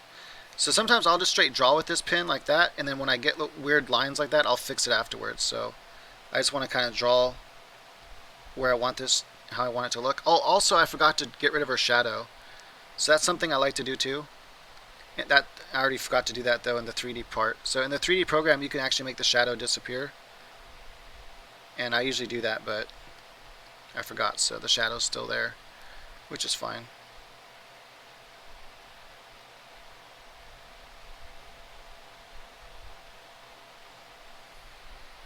There we go. Oops.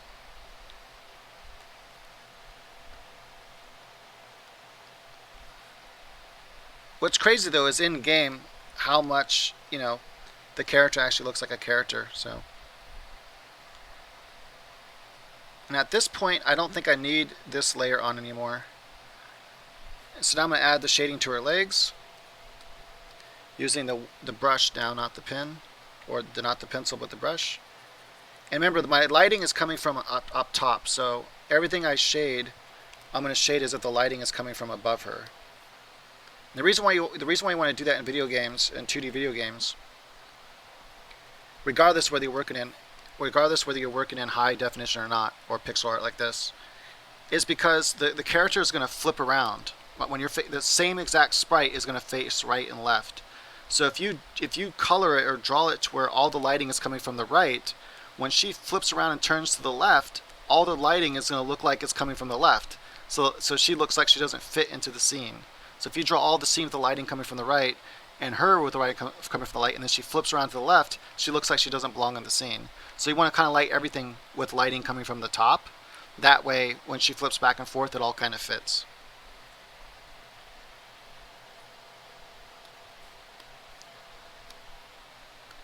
And then same thing with this. So that's going to be dark here, then it's going to be dark on this side. This is where it takes some knowledge of lighting to get good at this. Like, how do you know where the light is supposed to be and things like that? Just well,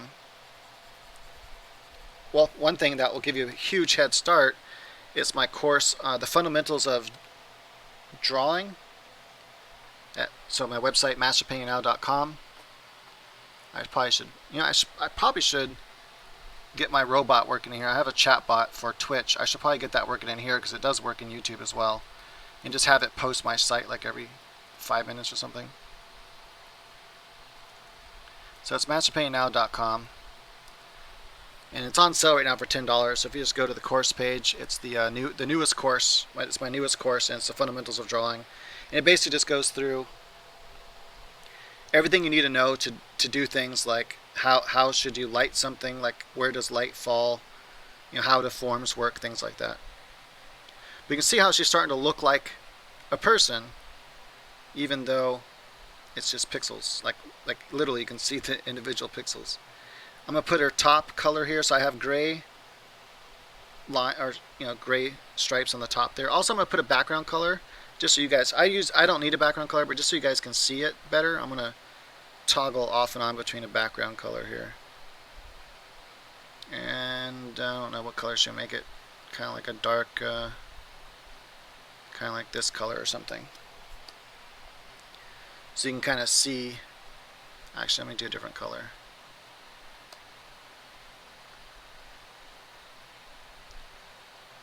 We'll do kind of. No, I don't like that color either.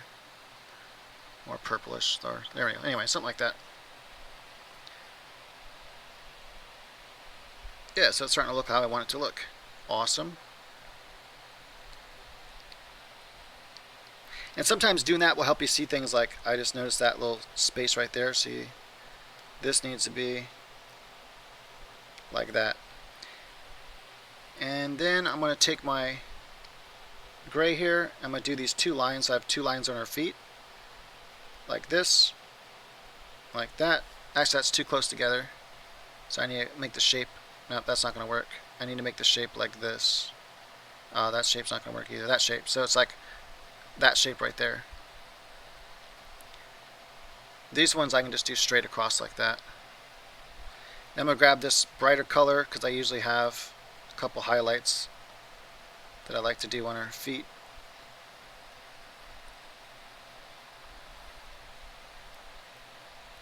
Let's make sure I'm not forgetting anything. Usually I'll grab this highlight color right here, and sometimes I'll pop it on her shoulder and on her breast here. It just makes that pop out a little bit more. There we go. Anything else I'm missing? I can't see her cross on her clothing right now, so I can leave that as it is. I think that's good. Remember, you're only going to see this for a second, you know, like not even a second, millisecond. Copy this, and I'm going to go back here. I'm going to paste it above it, and I can move that into place like so, and then get rid of all. Actually, I'm going to leave the hair. I'm going to get rid of all this right here because it's going to be going behind her like that. And then I'm going to grab this color.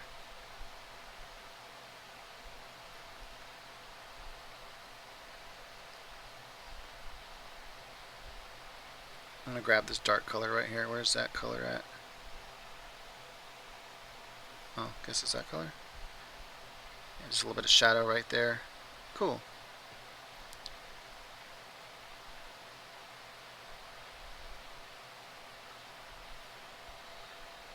Yeah, I think that works. I'm going to merge that layer down. Go to layer, merge down. Now it's all one layer.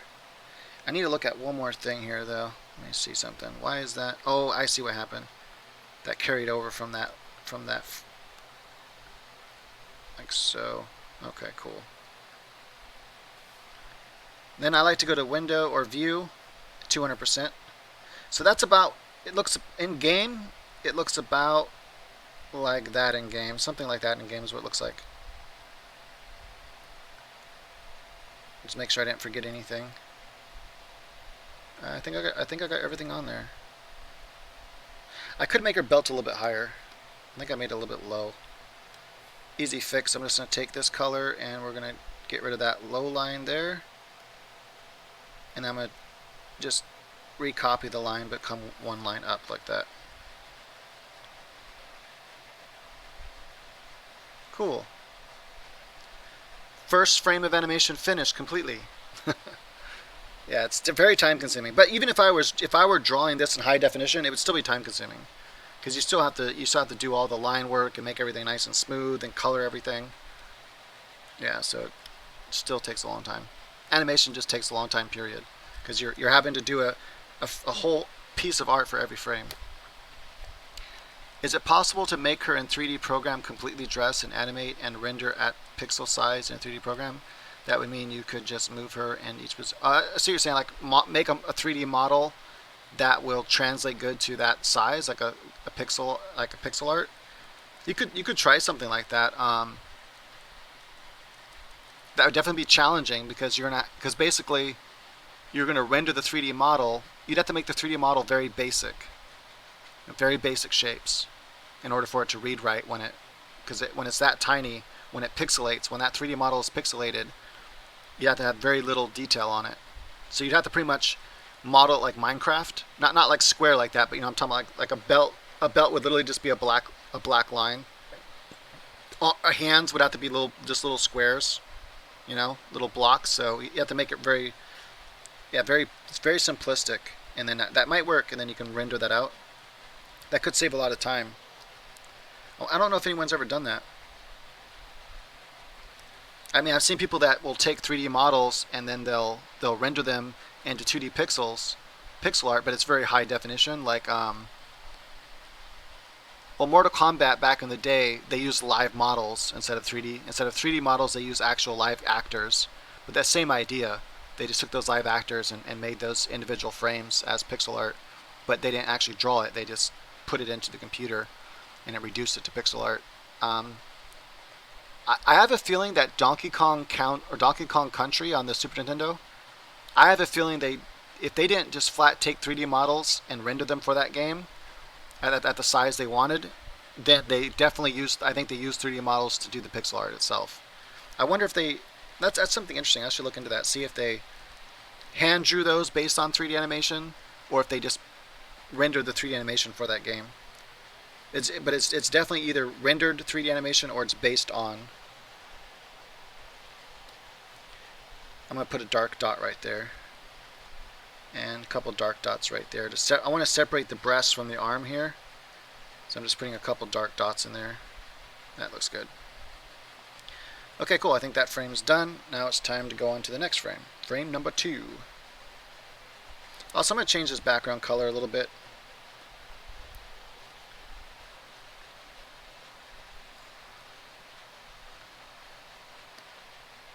There we go.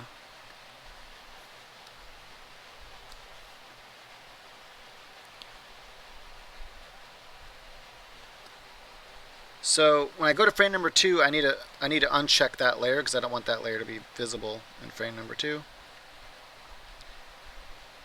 And we make a new layer on here. Now, whenever you do this in Photoshop, whenever you make a new layer, you have to go back to frame number 1, make that new layer just made invisible, go back to the frame you were on before and make it visible again. Otherwise, it's going to show in all frames, and that's just an easy way to make it not. See, now it's not visible in these other frames. Easy way to make it not visible. Cool. So now we go right back here, and we do the same thing again. And I don't know if I'm going to do this whole entire process because at this point it's just monotonous, and I'm not sure we'll learn anything else from here on because we're just going to do everything the exact same way we just did a second ago.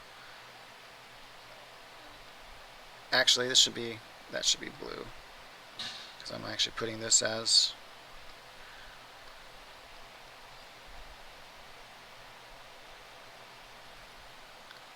But I will at least show you like in more real time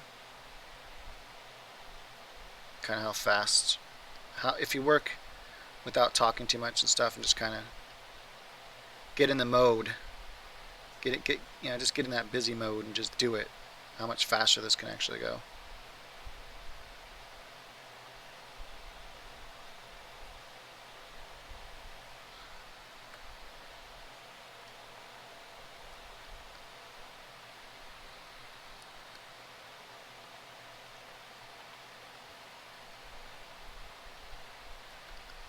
I'm going to shade that actually. I know it looks really blocky like that, but it's fine because I'm going to be shading all this, and it won't look as blocky once I shade it.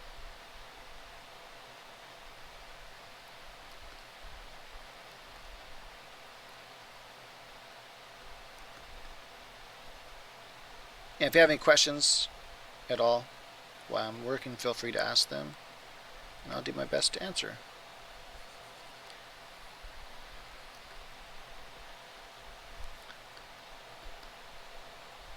Yeah, so once you start getting the hang of doing this kind of art, you can go a lot faster. I'll put her stocking right here. Her other thigh, I need to separate her thighs with a little bit of darkness there.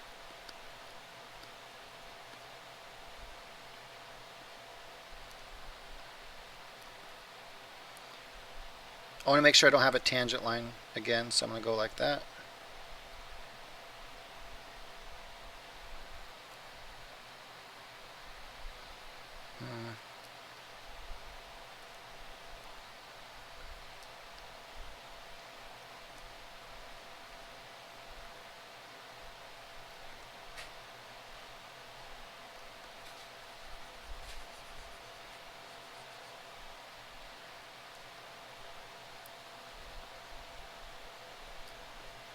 Yeah, this shadow is kind of confusing, but I've made this mistake several times, so I'm kind of used to the shadow being there and understanding what's shadow and what is her feet, because I know the shapes that I want already.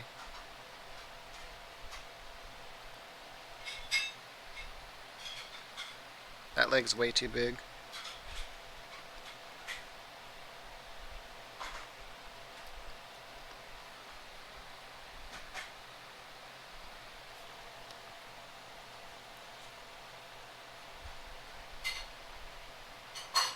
Yeah, there we go. Just gotta get rid of that leg there. Oh shit. Huh. Deleting. I was erasing, not drawing there for a second.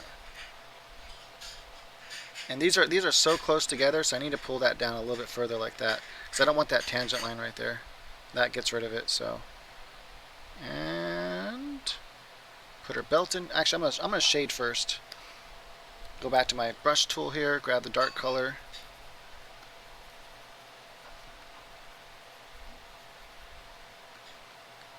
A little bit of shading.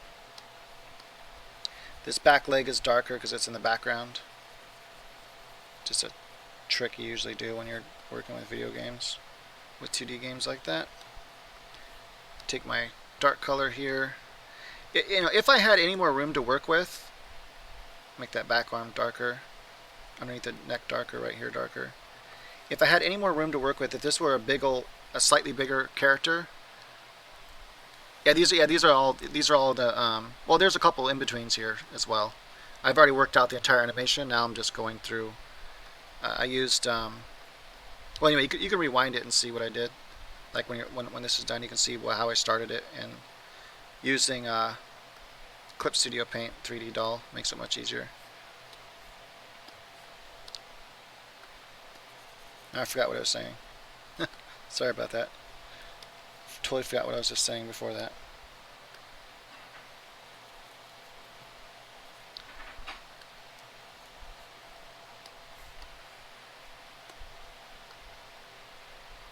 Alright, cool. So everything's starting to look how I want it to.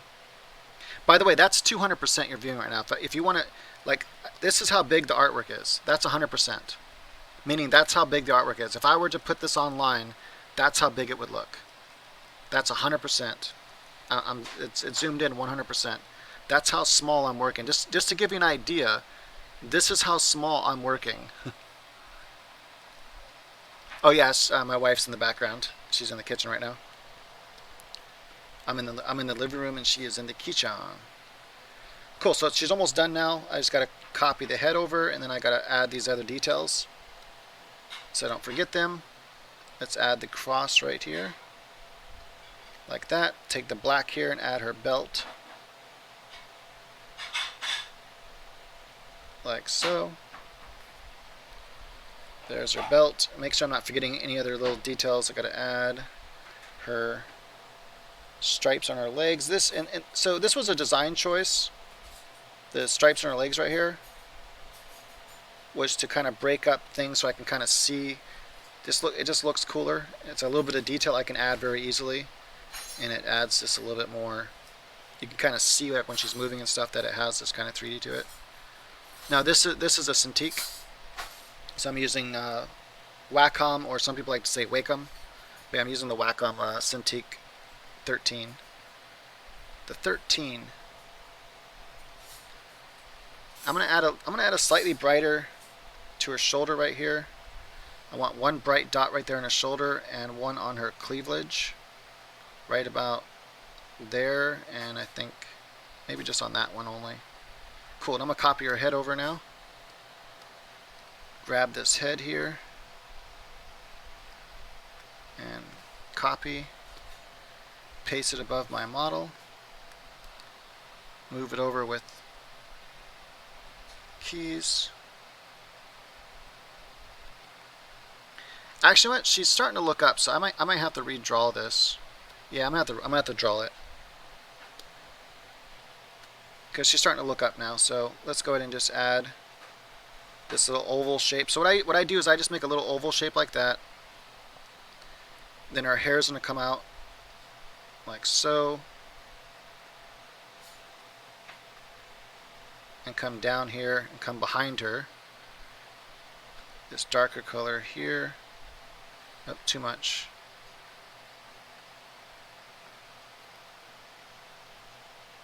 I'm going to use this lighter color. Light up the top of her face right there. I'm going to get rid of the layer underneath it because I don't need it no more.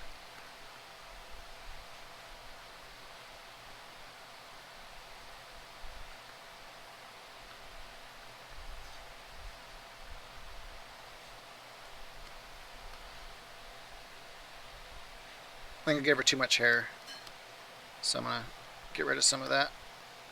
Let's go back in here like this.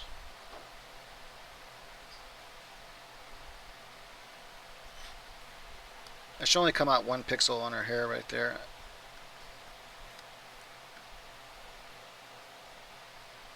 That's still too much. Should only be 1 pixel. There we go.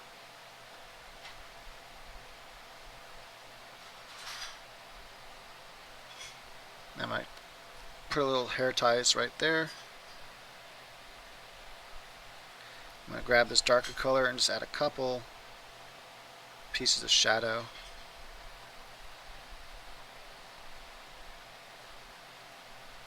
And then lastly, I got to take this really dark color here and add it to the bottom of her shoe.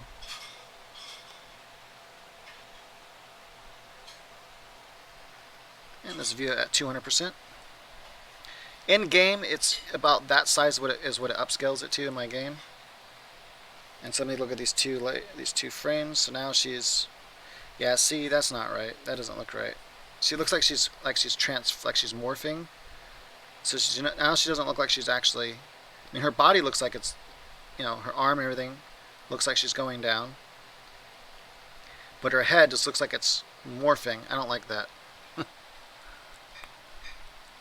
Yeah, I don't like that at all. So what I have to do is, I'm gonna try this to see if this is a good shortcut or not. Sometimes when you're working with pixel art, you can just reduce the size and then take your eraser and get rid of all the blurry lines. I'm gonna look at it first and make sure it's working. Yeah, see, that looks more like it's not transforming. I made the head too big is what happened there. So now the head's a lot smaller. I can get rid of some extra pixels, like I said. And make sure to come back in and redraw over this, otherwise you'll have transparent pixels. And you don't want that in your final design because otherwise you'll have you'll be able to see the background through her in your game. Okay, now let's look at that again. There we go. Cool. And then also she's coming down like this, and then she's gonna pop up to her punch. Because she's dropping down, I'm gonna have her hair kind of coming up a little bit. Oh, 3 a.m. Okay, yeah. Have a good night, Debbie. Thanks for stopping by. I appreciate it. Yeah, and if you want to see me in the future, I post randomly and I stream randomly, so I don't have any schedules. So if you want to subscribe, if you're not already subscribed, to be notified if I go live in the future and stuff. So there's a couple things I don't like about this right now. I'm going to take this color and go even darker. Just a slightly darker color here to really separate the legs. I just want to really separate the line between these two legs right there. And I'm going to come with my eraser tool. I'm also going to get rid of some pixels right here. I didn't mean to get rid of that one. It's alright. I could have undid it, but I'm just going to redraw it like that.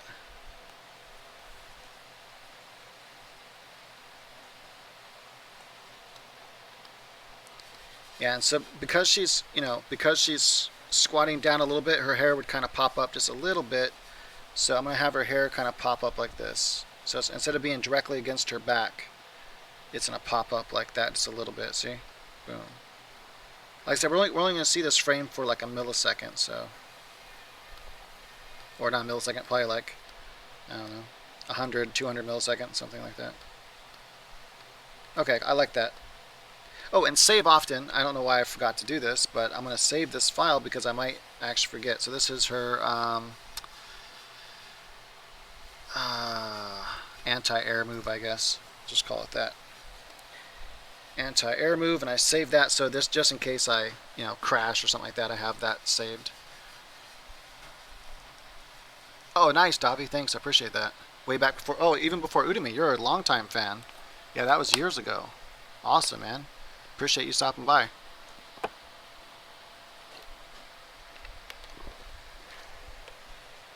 Yeah, if you guys have any questions, feel free to ask them in the room, and I'll do my best to answer them.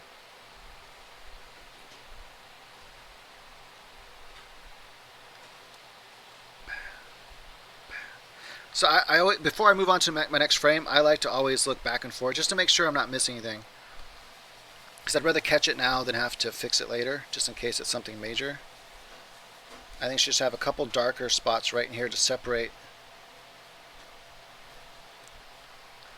There we go. Okay, I think everything's working now.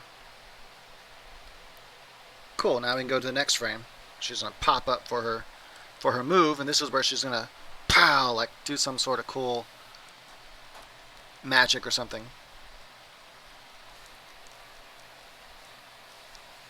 You know, I kind of, let me see, hold on a second. Yeah. I'm just debating whether or not I want to complete this entire thing on stream or not. At this point, it's pretty clear what to do, but I want to show the magic. So there's a couple tricks I can show with how to animate magic and stuff. So I think I want. Oh yeah, and I wanted to show how we can extend her punch first. That's right. So that's what I'm gonna do right now.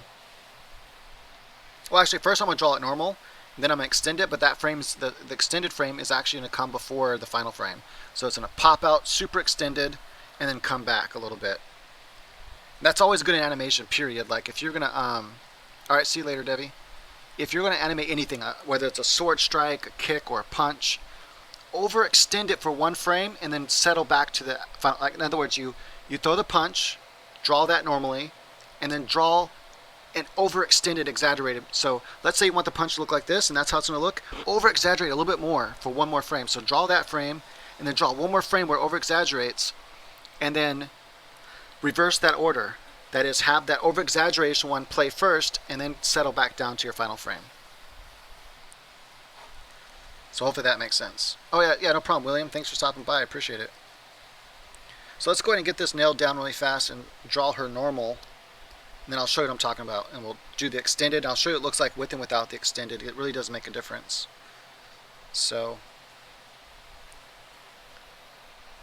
make another layer. Go back to frame one. So you always want to do this. Whenever you make a new layer for animation, go back to layer one or frame one. Make that layer invisible. Go back to the layer or the frame that you were animating.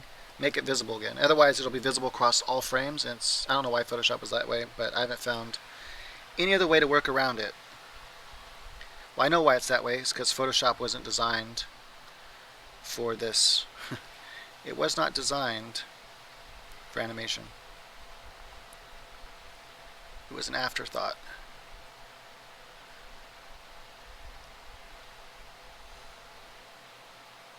Sometimes I'll just draw like that with my pen. So notice with my pencil, I just straight drew, and then I'll come back in and I'll clean it up. I'll erase these extra lines I don't need there, like so. Actually, I want those because that's gonna be make her head here. I probably should, at this point, I should probably copy the head from the other last frame. But I'm gonna try like this first and see. Now her hair is going to go straight down anyways. We need a darker color here to separate her skin tones. This is going to be her breast. And then do her like this. This is her shirt, dress thing, whatever she wears. I don't even know what it is. It's like a, yeah, I guess it's a dress. A mini skirt dress. Or not, it's not a skirt though, it's dress. What do they call that? Mini dress? I don't know. So I'm coming straight across, because it stretches across her legs, so just trying to show that stretch there. Cool. I know it's it's so funny when you're so zoomed in like this, you know, this kind of art looks really strange to me. But when you zoom out and after you get everything colored and stuff, it looks pretty good. Let's draw this thigh coming down right here. And I need to draw dark, all dark right there to separate the two legs. And this back leg's going to be darker anyways. I like to extend, when I draw the thighs like this, I like to extend down further than when I'm going to draw my actual stockings. Just because, I don't know why, actually. Just helps me, I guess, draw it better. So, feet. That's it. That's a foot. Depending on the type of shoe, you don't have very many pixels to work with, so you got to really decide, how your pixels are going to be for things like shoes and stuff.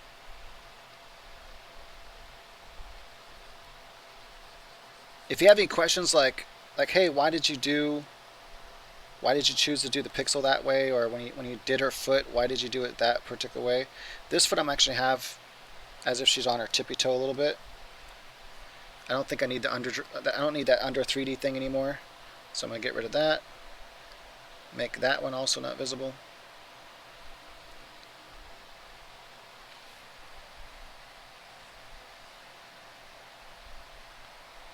Yeah. So I think that's a good place to start. Oops. See, it looks like her arm is coming in front of her face. Yeah, I'm thinking that looks fine. I might pull one more pixel for that boob there. Sometimes one pixel makes all the difference in the world. Now remember, this is the hand that she holds her whip thing, her lightsaber whip, light whip, whatever. So I guess I have to. She has to. It wouldn't make any sense if she doesn't use this to make. So yeah, I'm gonna have to draw this in there. She's gonna have to use that to make her attack with. So she's gonna do some sort of thing. It's gonna come out, have some sort of magic that comes and makes a blast right there. Cool. So now I can go and do all the shading and then come back and add some details. Again, I use my brush tool now. So I'm using the pencil tool for pixel art. When I do my shading, I like to use my brush at one size pixel. It really does save a lot of time to do this kind of shading. I'm varying my pressure between, soft and light. I'm going to add a little bit of detail right there. See, there's a little bit of detail right there. Like a little bit of a wrinkle in her dress right there. Skirt thing, whatever. Dress. Yeah, dress. Mini dress.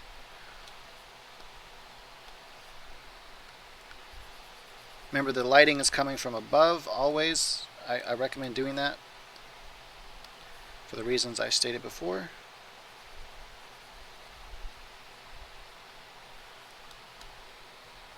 Kind of above and a little bit to the side is fine, but mostly from above. Alright, now I gotta do her skin. Want to make that little notch right there to really show that that's her breast.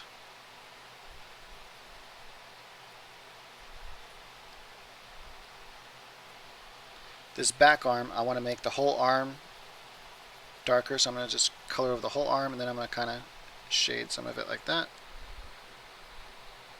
Cool.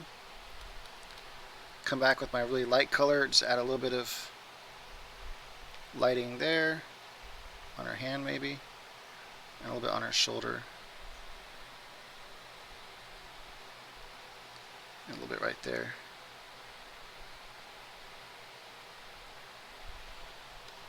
Her hair is going to come in front of that arm,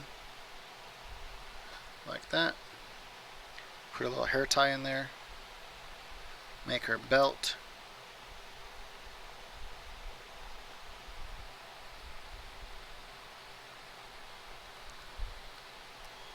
Make her line here for her dress.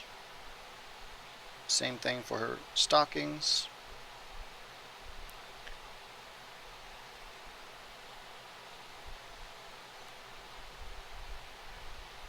Actually, I don't like that. Hold on. I'm going to do that at an angle. There we go. Dang it, did it again. Okay. Grab this darker color here. The very bottom of her shoes. Now I think the last frame I forgot to add this color right here too. I usually do like a dot or two on the top of her shoe right there. And then a couple dots usually right there. Got to put her design element back in there like so. I'm gonna add a couple dark colors too to like some of the shadow. Make that red darker. Just add some shadow right here. And I'm gonna take this skin color. I'm gonna make it darker. Just adding some parts where I think things will be darker and lighter. And then we gotta shade her legs. Go back to my one pixel brush. Okay, for some reason I picked the wrong color, I guess. There we go. So back to the 1 pixel brush tool there. A little bit of highlight on the top part of the leg. And there we go. I need to go back to my pencil. I need a darker color to separate the legs. I'm going to make that a little bit more reddish skin tone. That's her back leg, so I can make it a little bit darker. And then I have, there we go, just want to pull those legs out. That's by hand, shading there, pixel shading by hand. I think I might have made her head too big again. Let me see.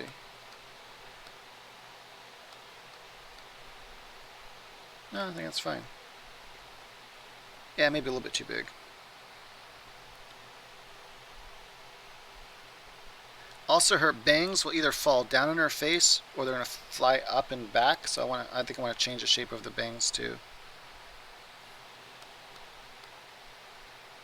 Because you know that little thing sticking out when she comes upward, it's going to flop down or something. So I think I might have it come down behind her like that.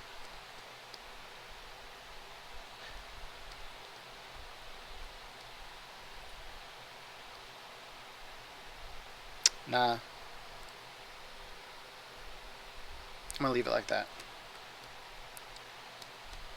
Boom. So the anticipation, and then bam, the strike. Bam. Okay, so now I want to show what I'm talking about. We're going to extend this frame out a little bit for one frame. So let's do that really quick. And I'm going to start deleting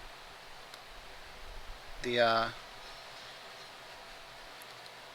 how to unlock that. Why? Oh, there we go. I'm going to delete that. I'm going to delete that. So I'm deleting the 3D renders right now because I don't need them anymore. Okay, cool. So we got that. I need to make another frame of animation now in here. So I'm going to add the other frame animation. And I'm going to get rid of both of those. Oh, also, hold on a second. Let me change that. There we go. And what frame was that? This frame? Yeah, make a copy of this layer. There we go. Now I can adjust that. Make sure it's not visible on this one.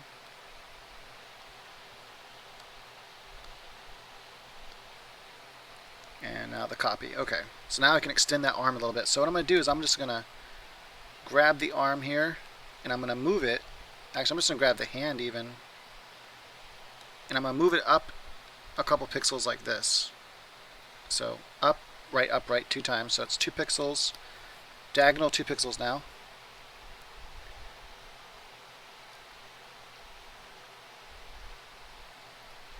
So I'm extending, I'm stretching that arm out. So I'm just pulling that whole entire attack. See how it stretches now?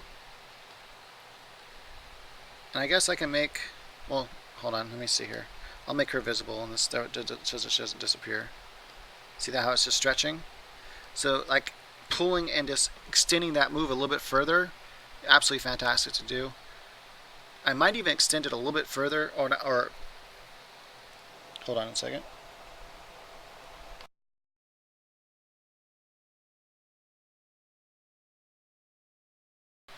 I thought I was going to sneeze, so I was muting the mic, but I guess I didn't have to. I like got close and then I didn't. Okay, cool. So, but you could actually extend everything. So if you wanted to draw an entire other frame where the move is just extended, the whole move is extended a little bit further, I could have done that, but I forgot to. So instead, because I don't want to redraw and sketch everything to make it do that. So I'm going to show you a little trick I can do. Grab that whole piece right there, and we're going to move it over by 1 pixel.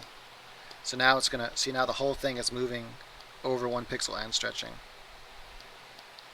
And now I want to reverse this though. I want this frame to come first. So I'm going to drag that frame and pull it over here like that. So now it extends out further and then pops back, see? It just adds a lot of power. And I'll show you what it looks like with and without it after we finish this.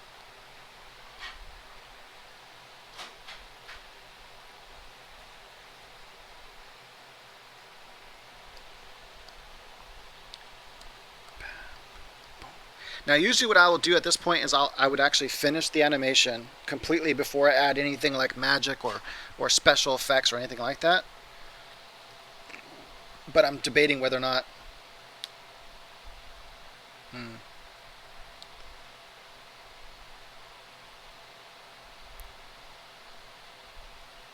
I'll make that back leg a little bit darker, I think. No, I think that's fine like that. I could have made her skirt come up higher. I kind of stretched it. That's fine. And it's cool to also do that. That's another thing, is you can actually stretch an entire figure. So like when someone's jumping in animation, you can elongate their body to be a lot longer than it normally would be during that highest part of that jump, and then have it snap back again. I usually do that in game, like in programming. So I'll draw the jump normally, but then I will, in programming, I actually do the Y scale. I adjust the Y scale as part of the jump, so she stretches during the jump, the Y scale just a little bit, and then it goes back down when she lands again. But you can also do that in animation, so you don't have to mess with trying to do it in coding. And it usually looks a little more natural if you don't just stretch the Y scale. I'm just checking, make sure I'm not forgetting nothing here. Yeah, cool. So I think everything's working. All right. And so now I got to think about, what kind of like magic type thing is going to happen here. I mean, in my head, I imagine like some sort of little blast. I can make it look kind of like almost like a shield type thing, because this is for anti-air. So if an enemy jumps in the air to jump attack you, you can do this move and knock them out of the air. In fact, it's the only way to hit them out of the air. Otherwise, they're going to hit you. You can also dash out of the way, but let's see. What should it look like? Pow! Maybe just like a quick burst of light, or I think I want it to be in a slight curved shape, because that's the direction that she's throwing it in. So maybe it can be like curved toward her at first, and then pop and shoot out like an explosion. Like you'll see that for a couple frames where it's like boom and then pow and a block away. So what I usually do to experiment with this kind of stuff, because I only have a couple frames to work with. I mean, technically I can make the magic go longer or whatever, but I don't see there's any need to. So what I'm gonna do is I'm gonna start it from here, and so just to kind of mess around, I'm gonna take a color like this, because this is typically the color her magic is. I'll just kind of sketch something out just very quickly, just to kind of get an idea.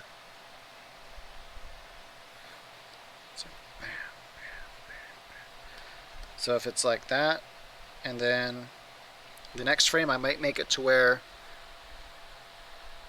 either it fades or then it pops out the other way. Thinking here. Let's try that. Let's see what that looks like.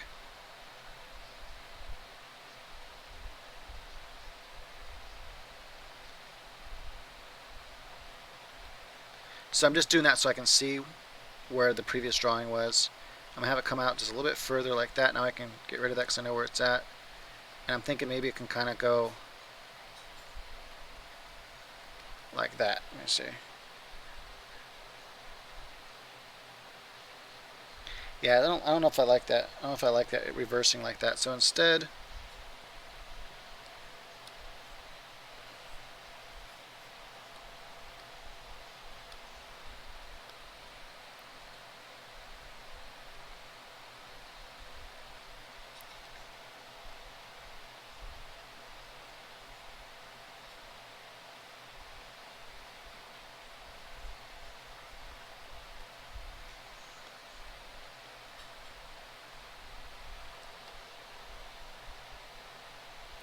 yeah, I might just have it do that. Like have it go from there and extend out a little bit further like that. Oops.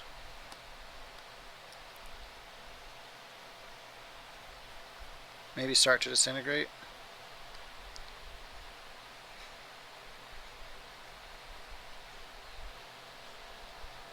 I might have maybe have something around her arm as well. So I'm gonna go with a lighter color. Let's try that.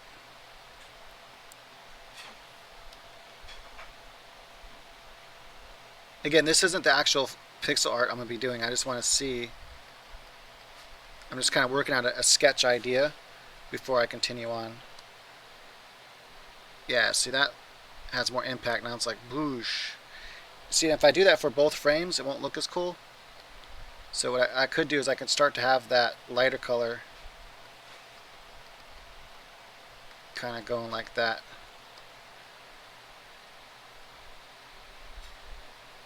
All right, that's actually pretty cool. Something like that. So that's it gives me a rough idea, I think, of how I want it to look. And it just shows impact that I might even have her shoot a projectile because I can have that turn into a projectile that shoots upward at an angle. So I can use that for other puzzles and stuff maybe in the game. Have it to where she can shoot at an angle like that and hit things like a switch or something like that. So I could use it for puzzle elements and other type of enemy types and stuff. I might actually add that to it. For now though, I'm just gonna have it be a anti-air attack. Okay, cool. Make sure to save often. I should have saved already, but I haven't. And I think that's pretty much it, because the only other thing I'm going to be doing now is just finishing out this part, these two frames. So you already seen how I do that. This is going to be the exact same thing all over again. And then just make sure there's nothing else I'm forgetting. Obviously, I'm gonna refine this art right here. I'm not going to leave it like that. I'm going to refine it a little bit, make it look cooler. But so I showed the extension. Oh, I really wanted you to see the full thing, but I've already showed you, like, never mind. Yeah, I showed you before in the beginning, more in the beginning of this live session. Remember, I showed you guys the her other attacks and how they extended out like that kick. How that one frame of extension coming out really makes a difference. So yeah, I think I'll just go ahead and leave it. Maybe let's go ahead and mess around with this real quick, I guess.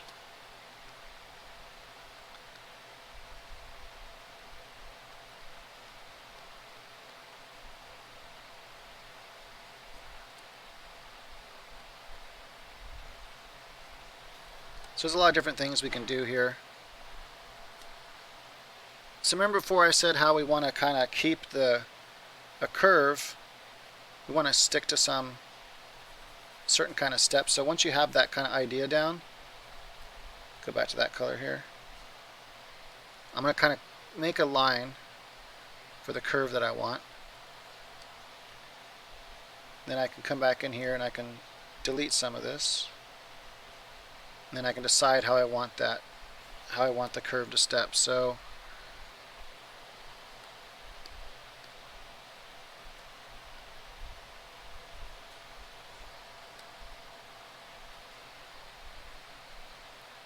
see how it starts as like 1, and then it goes 2, 2, and then it looks like 3, 3, and then like big, and then that one's broken. That's fine. So that right there that's pretty fine. You can see or view that from 200%. Make sure a line is big enough though. It's kind of hard to tell now because that second frame is so big. So let's go back to this frame now.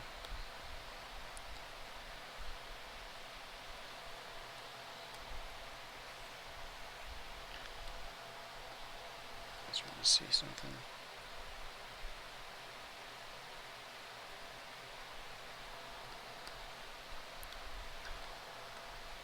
take this lighter color.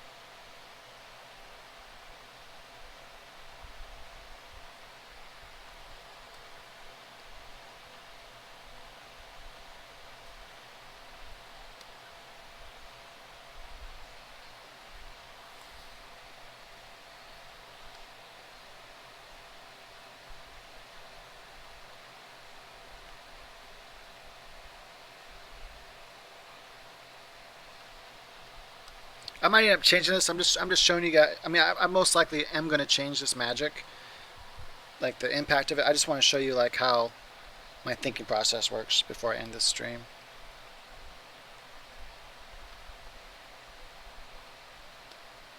I'm going to turn down this layer for right now that I'm making visible, so I can just kind of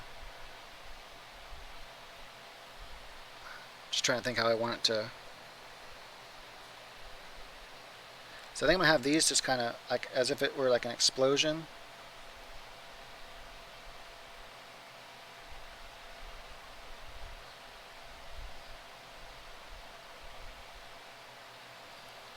I need to change this one. I don't like how that looks.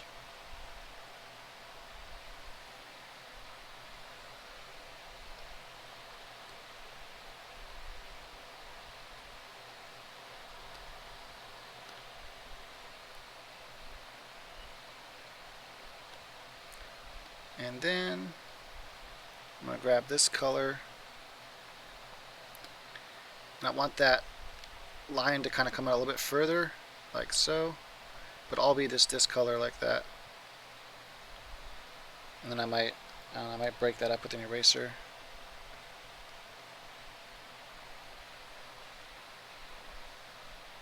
Let's see what that looks like.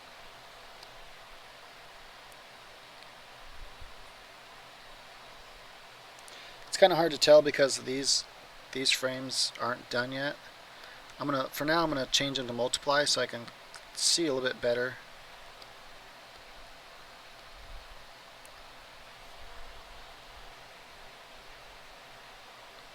Wait, why is that? I'm not sure why that layer was.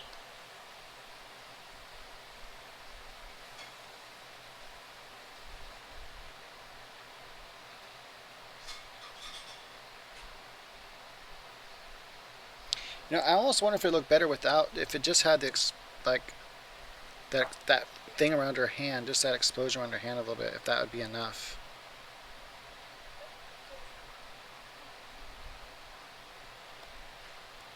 And I don't have to do it. I don't have to do it as pixels either. I can actually, use like. Here, I'll just show you what I mean. I don't like that. I'm gonna get rid of that. I like the explosions fine, so I think I'm gonna keep that part there as pixels. But I don't have to limit myself to just doing pixel stuff like that. I can actually use the lasso tool and a paintbrush and airbrush and stuff.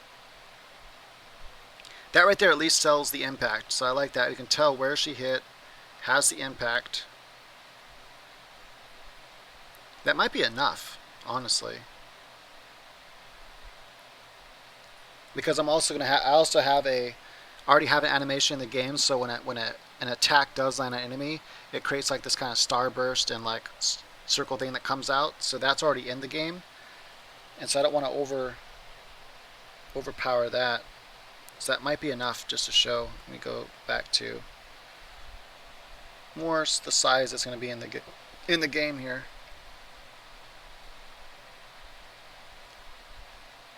Yeah, I think that's fine.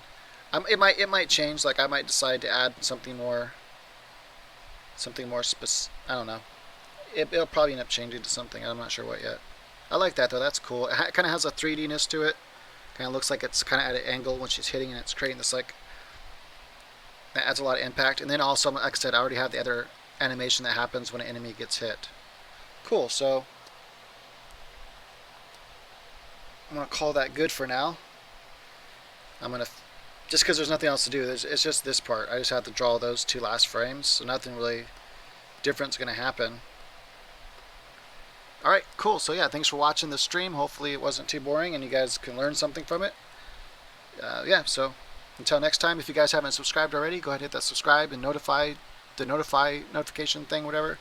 If you guys want to catch me in the future, because I don't have a streaming schedule and I don't have a posting schedule, so I just kind of post when I can. But yeah, so subscribing and hitting the notifications will make sure you see me in the future. All right, until next time, that's it for me. Again, my website is masterpaintingnow.com. I have my courses are on sale right now. I usually always have them on sale on my site. So if you buy them directly on my site, it'll take you to the Udemy, but that will give you it'll automatically apply the coupon codes. So right now, I think most of my courses right now are $10, and normally they're like $100. So yeah. All right, cool. Until next time.